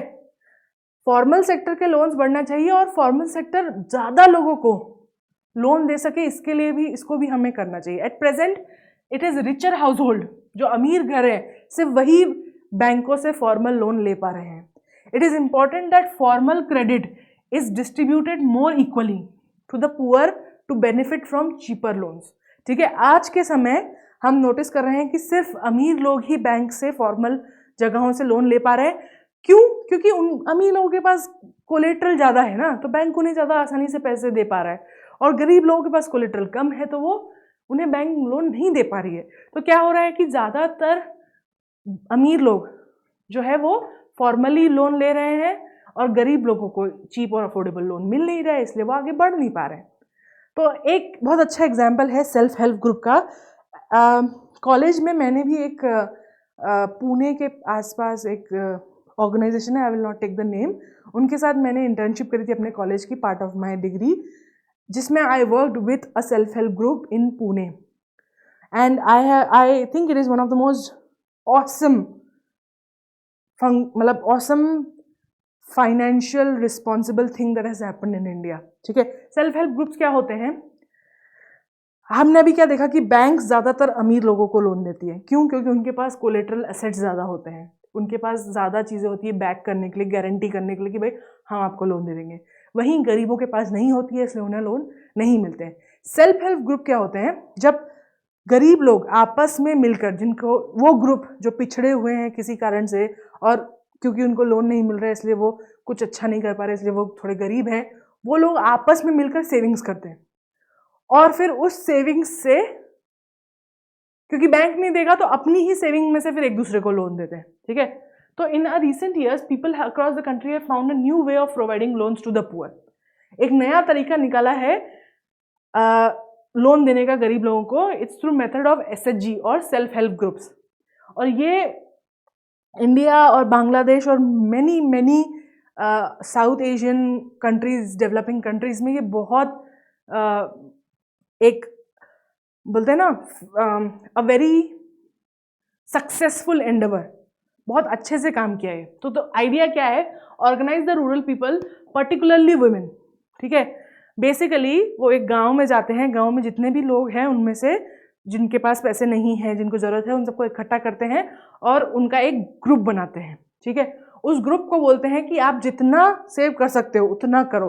5 रुपये महीना कर सकते हो 5 रुपये करो, 10 रुपये महीना कर सकते हो 10 रुपये करो, जितना आप सेविंग कर सकते हो आप करो और जमा करो for a period of a year, ठीक है। फिर क्या होता है, वो जो 10 से मिलके जमा करते हैं ओवर द ईयर, ना वो जो पैसा है उसके देन इस्तेमाल किया जाता है लोन देने में उन्हीं लोगों को, ठीक है। और वो मिलकर, अब ये जो डिपॉजिट है, जैसे हमने देखा कि यूजुअली 25 रुपए से लेकर 100 रुपए तक लोग देते हैं सेविंग्स, ठीक है। उनकी एबिलिटी होती है, उनके पास उतना ही पैसा होता है। तो क्या होता है, ओवर द पीरियड जब बहुत सारे लोग मिलके 10-10, 5-5, 20-20, 25-25, 100-100 रुपए जमा करते हैं तो एक बहुत बड़ा अमाउंट हो जाता है, ठीक है। एक जने के लिए अमाउंट बहुत छोटा है, लेकिन सोचो अगर 1000 औरतें हैं और वो हर महीने 100 रुपए दे रही है, ठीक है, तो कितना सारा पैसा हो जाएगा। इस पैसे के दम पर, इस पैसे के डिपॉजिट पर फिर वो लोन लेते हैं, ठीक है। समझते हैं आगे अच्छे से इसको। Members can take small loans from the group itself. जो ये ग्रुप है, मान लो 10 गांव, एक डिस्ट्रिक्ट है उसमें 10-25 गांव हैं, ठीक है। हर गांव में 2 से 3 जो है सेल्फ हेल्प ग्रुप है। ये सब 25-25, 50-50 रुपए जमा कर रहे हैं और पूरे गांव ने मिलके, पूरे गांव में जितने भी मान लो 50 सेल्फ हेल्प ग्रुप्स हैं और उन्होंने मिला के 2 लाख रुपए जमा कर लिए हैं, ठीक है। तो अब ये 2 लाख रुपए में से ये जो लोग हैं जो इस सेल्फ हेल्प ग्रुप में हैं, वो कोई भी इसमें से लोन ले सकता है, कोई 10,000, कोई 20,000, कोई 50,000, जितने जिसको चाहिए, और फिर वो वापस कर दे। The group charges interest. Obviously group जो है बेसिकली ग्रुप बैंक का काम कर रहा है। इट्स अ इनफॉर्मल, क्योंकि वहां पे बैंक काम नहीं करना चाहता तो वो अपना खुद का एक बैंक बना रहे हैं, ठीक है। इसके लिए वो क्या करते हैं, पहले सेविंग्स करते हैं, सेविंग्स को जमा करते हैं और फिर उस सेविंग्स से उन्हीं लोगों को वापस लोन देते हैं और इंटरेस्ट कमाते हैं, और फिर उनका ये अमाउंट बढ़ता जाता है, ठीक है। तो उनकी सेविंग्स तो इसमें आ ही रही है हर महीने, ठीक है, और फिर वो जो इनको लोन दे रहे हैं उनसे इंटरेस्ट भी आ ही रहा है, तो ये अपने सेल्फ हेल्प ग्रुप अपने आप में बैंक बन जाते हैं। आफ्टर अ ईयर और two the group regular saving becomes eligible for availing loans from the bank। 1-2 साल एक पैसा इकट्ठा करने के बाद और आपस में एक दूसरे को लोन दे के इंटरेस्ट लेने के बाद ये ग्रुप की सेविंग्स इतनी बड़ी हो जाती है कि वो इसको कोलेटरल बना के एक्चुअल बैंक से लोन ले पाते हैं और बिजनेस को अपना बड़ा कर पाते हैं। मैं जिस ऑर्गेनाइजेशन के साथ काम करती थी, मेरा काम था डॉक्यूमेंटेशन का। तो बेसिकली मैं जाती थी फोन कैमरा लेके और मैं लोगों से बात करती थी कि उन्होंने कैसे कैसे अपना बिजनेस स्टार्ट किया। तो I saw so many young women with small children, जो किसी ने अपना पापड़ का बिजनेस स्टार्ट किया, किसी ने टिफ़िन सेंटर स्टार्ट किया, किसी ने कोई था जो पहले ठेले पे सब्जियां बेचता था और अब उन्होंने सब्जी की दुकान खोल ली बड़ी, और अब वो होलसेल काम करने लगे। तो ऐसे करके कई सारी लेडीज़ थी। क्या उन्होंने शुरू किया, वो अपने 5 रुपये 10 रुपये देना शुरू किए। 1 साल तक उन्होंने दिए, उनके जो पैसे थे जमा हो गए 1,000 2,000 3,000 10,000 5,000 ऐसे, और उसके ऊपर उन्होंने लोन लिया, उस लोन से अपना बिजनेस स्टार्ट किया। और फिर अब ये जो ऑर्गेनाइजेशन है उनका, वो पूरे महाराष्ट्र का वो करोड़ों में काम कर रहा है। तो एक तरीके से वो एक खुद का बैंक बन गया and it's been very successful. Loan is sanctioned in the name of the group. अब क्या होता है, क्योंकि ये ग्रुप ने पैसा जमा किया है और इसके कोलेट्रल पे, उन्होंने जो डिपॉजिट जमा किया है उसके कोलेट्रल पे बैंक उसको दे रही है पैसे, तो उसमें क्या होता है कि किसी एक के ऊपर डेट नहीं रहता, उस पूरे ग्रुप के ऊपर होता है, क्योंकि लोन जो है ना उस पूरे ग्रुप के नाम से होता है। तो अगर उस ग्रुप में मान लो 1000 लोग हैं, ठीक है, 1000 लोगों ने जमा किए 2 लाख रुपए, इस 2 लाख रुपए को डिपॉजिट बना के उन्होंने लिया 10 लाख का लोन, ठीक है। मानो इन 1000 लोगों में से 10 लोग ऐसे हैं जिनकी फसल, जो भी उन्होंने बिजनेस स्टार्ट किया या जो भी उन्होंने जहां पे भी उन्होंने पैसे लगाए वो डूब गए, ठीक है। उसमें से मान लो दूसरे और 10 लोग हैं जो भाग गए, ठीक है, और 10 लोग हैं जिनकी डेथ हो गई इस ड्यूरेशन में, ठीक है। इन 30-40 लोगों को ने छोड़ दिया मान लो किसी भी कारण से, लेकिन क्या हुआ ना, उससे क्योंकि इन 3 लोगों ने छोड़ दिया उसके बावजूद भी यहाँ पे 970 लोग हैं अभी भी जो इस लोन के लिए लोन को चुकता कर पाएंगे। तो क्या होगा, कुछ लोग अगर उस लोन को नहीं दे पाए और चले गए किसी भी कारण से, तो बाकी लोग जो हैं वो इस लोन को चुका पाएंगे, आपस में मिलकर प्रेशर कम हो जाएगा एक जने के ऊपर और लोग डेट ट्रैप में नहीं फंसेंगे। क्योंकि मेन यही होता है ना, एक कारण से आप नहीं दे पाए पैसे, वो लोन बढ़ता गया, इंटरेस्ट बढ़ता गया, अब आप पुराना नया लोन ले रहे हो पुराना लोन चुकाने के लिए, ये नहीं होने देंगे। क्योंकि इवन इफ कुछ लोग चले जाएं किसी कारण से भी, बाकी लोग उसको सपोर्ट कर पाते हैं, इसीलिए जो है लोन वो ग्रुप के नाम से होता है। And group is more easily able to give back than 1 person. 1 person से गलती हो सकती है, लेकिन 1000 लोग होते तो कोई ना कोई संभाल ही लेता है। It is meant to create self employment opportunities, ठीक है। The aim of this self help group is कि लोग आत्मनिर्भर हो सके, ओके, स्वरोजगार उन्हें मिले, वो खुद से अपना लिए बिजनेस खोल सके और काम कर सके। Loans can be provided for various reason, कई कारणों के लिए लोन प्रोवाइड किए जा सकते हैं। मॉर्गेज रिलीज करने के लिए, अगर आपने अपना लैंड जो है किसी ने ऑलरेडी मॉर्गेज करा हुआ है, मॉर्गेज करना मतलब क्या होता है, उसको एज अ कोलेटरल रख के और उस पर पैसे ले लेना, ठीक है। तो अगर किसी ने अपना लैंड जो है गिरवी रखा हुआ है, तो वो लोन लेके उस लैंड को छुड़ा सकता है, फिर उस लैंड के ऊपर खेती करके उस लोन को चुका सकता है। For meeting workers capital need, ठीक है, अगर लोग काम कर रहे हैं खेत पे तो उनको जो चीज़ें चाहिए, जैसे हमने देखा है कि भाई खेती बहुत महंगी हो गई है, तो उस चीज़ों के लिए जो वर्किंग कैपिटल चाहिए वो उसके लिए जो है ये बैंक से लोन ले सकते हैं सेल्फ हेल्प ग्रुप से। उसके अलावा फॉर हाउसिंग मटेरियल, घर बनाने के लिए, असेट्स बनाने के लिए, जो भी, जैसे अगर किसी को सिलाई का बिजनेस स्टार्ट करना है तो सिलाई की मशीन लेने के लिए, किसी को जूते का बिजनेस स्टार्ट करना है तो वो रॉ मटेरियल ले सके, क्योंकि पैसे बनाने के लिए, पैसे कमाने के लिए पैसे लगते हैं, ठीक है। बिना, अगर किसी के पास पैसे नहीं है तो वो और भी नहीं कमा पाएगा। तो लोन्स, ये जो स्मॉल सेल्फ हेल्प ग्रुप्स है ना, कि एक दूसरे की मदद करते हैं इन अ वे कि लोग आपस में कुछ एक दूसरे को सपोर्ट करके कुछ नया बिजनेस स्टार्ट कर पाए। Decisions about the loan are taken by the members of the group. अब लोन कौन सी बैंक से लिया जाएगा, उस पर कितना इंटरेस्ट दिया जाएगा, लोन को कैसे चुकाया जाएगा, इसके जो डिसीजंस होते हैं वो मेंबर ही करते हैं इस ग्रुप के। Purpose, amount, interest, repayment is scheduled among others, ठीक है। पर्पस क्या है लोन का, जैसे आप, क्या होता है ना, बैंक को नहीं पता कि आप कौन हो, आप किसी छोटे से गांव में कोई छोटे से फार्मर हो, ठीक है, आप पे वो भरोसा कैसे करे।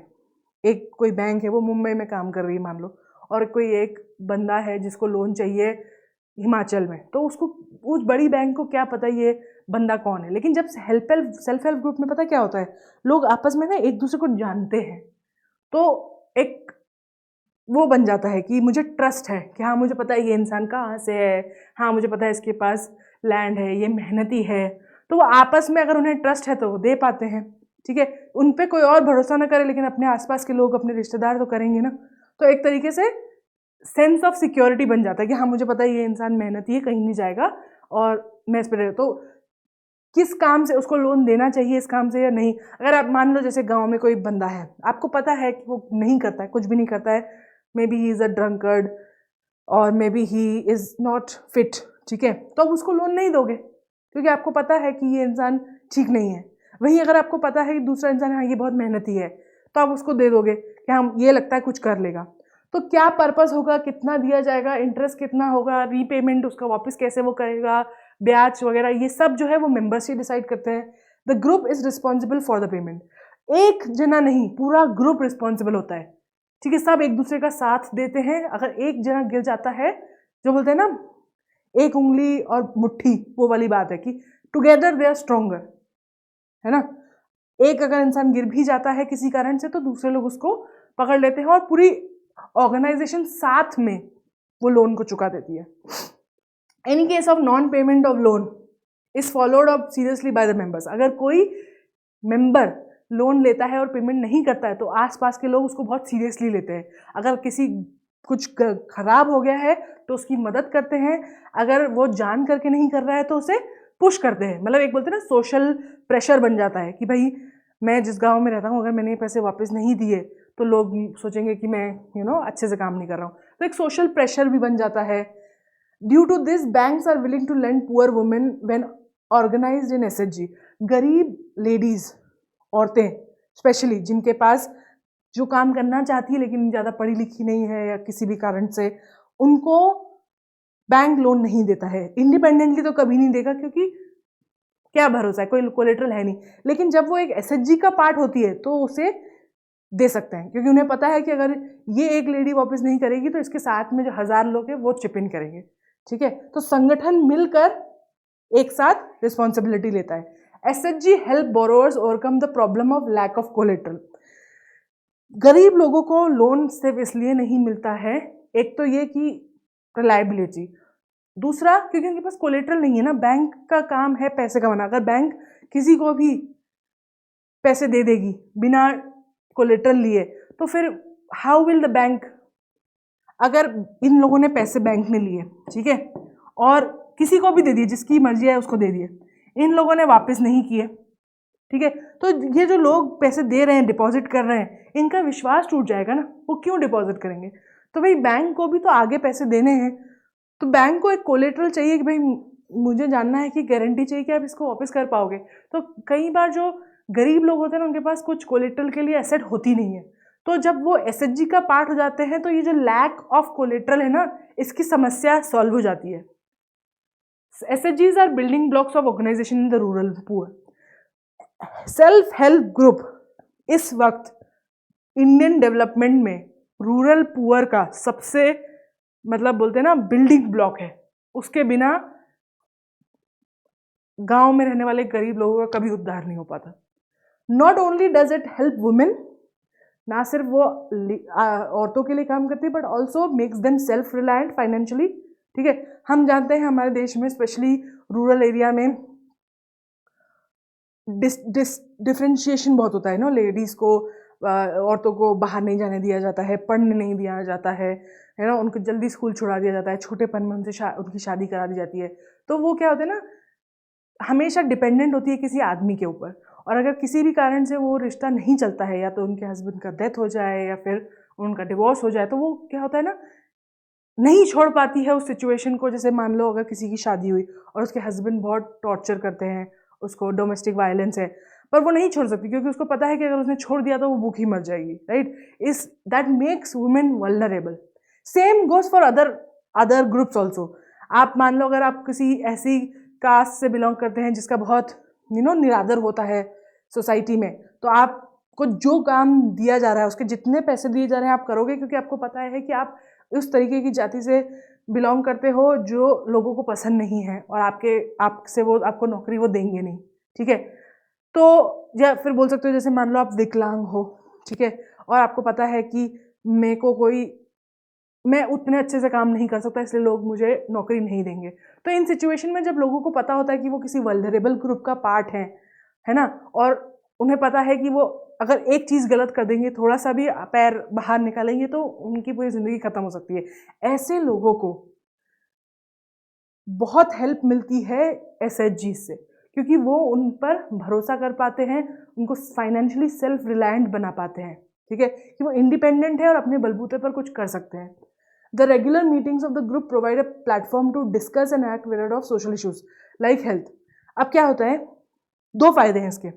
एक तो अगर मानो आप कुछ काम कर रहे हो, आपने लोन लिया, अब वो काम अच्छा नहीं जा रहा है, आप जो प्रोडक्ट बना रहे हो वो बिक नहीं रहा है, तो क्या होता है ना, SHGs ना हर महीने, हर कुछ दिन में एक मीटिंग्स कराता है सारे मेंबर्स की। ठीक है, कि हर हफ्ते आप आपस में मिलो, जितने भी गांव में एक साथ रहते हो, महीने में एक बार पूरे डिस्ट्रिक्ट के सारे लोग मिलो, साल में एक बार सारे लोग एक साथ आ जाओ। ठीक है, इससे क्या होता है, दो तीन चीज़ें हेल्पफुल होती है। एक, सबसे पहले तो कि अगर किसी का काम नहीं चल रहा है तो लोग उसकी मदद कर पा सकते हैं, उसको आइडिया दे सकते हैं कि अच्छा तुमने पैसे लिए थे इस काम के लिए और ये काम नहीं चल रहा था, ऐसा करो, ये करके देखो। ठीक है, या उसका बिजनेस आगे बढ़ाना या उसकी किसी तरीके से मदद करना। प्लस क्योंकि आज लेडीज़ और सब लोग जमा हो रहे हैं वहाँ पे, तो वहाँ पे और चीज़ें भी बात की जा सकती है, राइट। जैसे बात की जा सकती है डोमेस्टिक वायलेंस की, हेल्थ की, पीरियड्स की, कई सारी ऐसी चीज़ें हैं, सेक्स एजुकेशन, बहुत सारी ऐसी चीज़ें हैं जिनके ऊपर हमारी सोसाइटी में कन्वर्सेशन नहीं होता, और क्योंकि इन चीज़ों के बारे में बात नहीं होती है तो लोगों को गलत चीज़ें पता चलती है और उससे और नुकसान होता है। तो जब सेल्फ हेल्प ग्रुप में लोग आपस में मिलते हैं तो वो ना सिर्फ एक दूसरे की मदद करते हैं समझने में, जीने में, कि हाँ भाई ऐसा करो, ऐसा करो, ऐसा मत करो, बल्कि it becomes a really good platform for them to discuss things like health, mental health, physical health, health of women, health of children and so on. कई सारे इंपॉर्टेंट सोशल इश्यूज भी वहाँ पर डिस्कस होते हैं, एक जगह मिल जाती है। इसका सबसे बहुत बढ़िया प्यारा एग्जाम्पल है bank of Bangladesh, Grameen bank of Bangladesh. This is an example of a group of SHG bringing an entire community out of financial debt. Bangladesh, Grameen bank of Bangladesh is one of the biggest success stories. ठीक है, ये इस वक्त की सबसे successful story है, कैसे है सेल्फ हेल्प ग्रुप ने गरीब लोगों को सेल्फ रिलायंट बनाया है। ठीक है, one of the biggest success stories in reaching the poor to meet a credit needs. गरीब लोगों को उनको क्रेडिट लोन मिल सके आसानी से, इस नीड्स को पूरा किया है एट रीजनेबल रेट्स। ठीक है, अच्छे इंटरेस्ट रेट पर, बहुत ज़्यादा नहीं, हाई। स्टार्टेड इन 1970, 1970 में चालू हुआ था एज अ स्मॉल प्रोजेक्ट। ग्रामीण bank in 2018 had over 9 million members. 1970 में स्टार्ट हुआ था एक छोटा प्रोजेक्ट स्मॉल गांव से, और 2018 में तक उसमें 9 मिलियन मेंबर्स थे। ठीक है, अबाउट 81,600 विलेजेस में फैले हुए थे बांग्लादेश में, all over. Almost all of the borrowers were women, almost all of the borrowers were women. ज़्यादातर इस ग्रुप में जो लोग थे वो औरतें थी and belong to the poorest section of the society. ठीक है, बांग्लादेश की सोसाइटी में जो सबसे पुअर सेक्शन है उसमें जो औरतें हैं उन्होंने मिलकर ये जो है सेल्फ हेल्प ग्रुप बनाया है, ये बैंक बनाई है। These borrowers have proved that not only are poor women reliable borrowers, but that they can start and run variety of small income generating activities successfully. इन लोगों ने मिलकर ये चीज प्रूव करी है कि ना सिर्फ गरीब जगह से आने वाली औरतें, गरीबी में पली बड़ी पैदा हुई रहने वाली लोग भी रिलायबली छोटे बिजनेस स्टार्ट कर सकते हैं और प्रॉफिट जनरेट कर सकते हैं। ठीक है, क्योंकि अभी तक तो यही मानना था ना कि गरीब लोगों को की कोई भरोसा नहीं है। ठीक है, उनके पास कोई कोलेटरल नहीं है, उनके पास देने के लिए वापस कुछ गारंटी नहीं है और इसलिए वो जिंदगी भर ऐसे ही रहते हैं। लेकिन इस एग्जाम्पल ने, इस ग्रामीण बैंक ऑफ बांग्लादेश ने ये प्रूव किया कि औरतें भी जो कि गरीब घर से आती है वो एक सक्सेसफुल बिजनेस रन कर सकती हैं, लोन ले सकती हैं और उसकी पेमेंट भी कर सकती हैं। ठीक है, they have the zeal of life, they have that in them the ability to come out of it if given the credit at reasonable prices. अगर उन्हें सही इंटरेस्ट रेट पर क्रेडिट मिले तो ये लोग भी फाइनेंशियली सेल्फ सफिशिएंट हो सकते हैं और ओवरऑल डेवलपमेंट हो सकता है देश का। ठीक है, this was one of the most brilliant examples of self help group. ठीक है, आज की क्लास के लिए इतना ही। I hope this class was exciting for you and you learned a lot. अगर इस क्लास को लेकर आपको कोई भी सवाल है तो आप कमेंट में पूछ सकते हैं, मैं नेक्स्ट क्लास में उसके सारे जवाब दूंगी। आने वाले वीक में हम लोग कुछ स्पेशल सेशंस करेंगे जिसमें हम क्लास 9th और 10th के इकोनॉमिक्स के PYQs सॉल्व करेंगे। तो do join the live class and do even if you have any questions related to the previous chapters, पुराने जो अभी तक क्लास 9th और 10th के जो चैप्टर्स हुए हैं उनमें से भी अगर आपके पास कोई सवाल है तो वो भी आप अभी पूछ सकते हैं। हम PYQ सेशन में सबका जवाब देंगे। Thank you so much for listening. Have a nice day. Bye.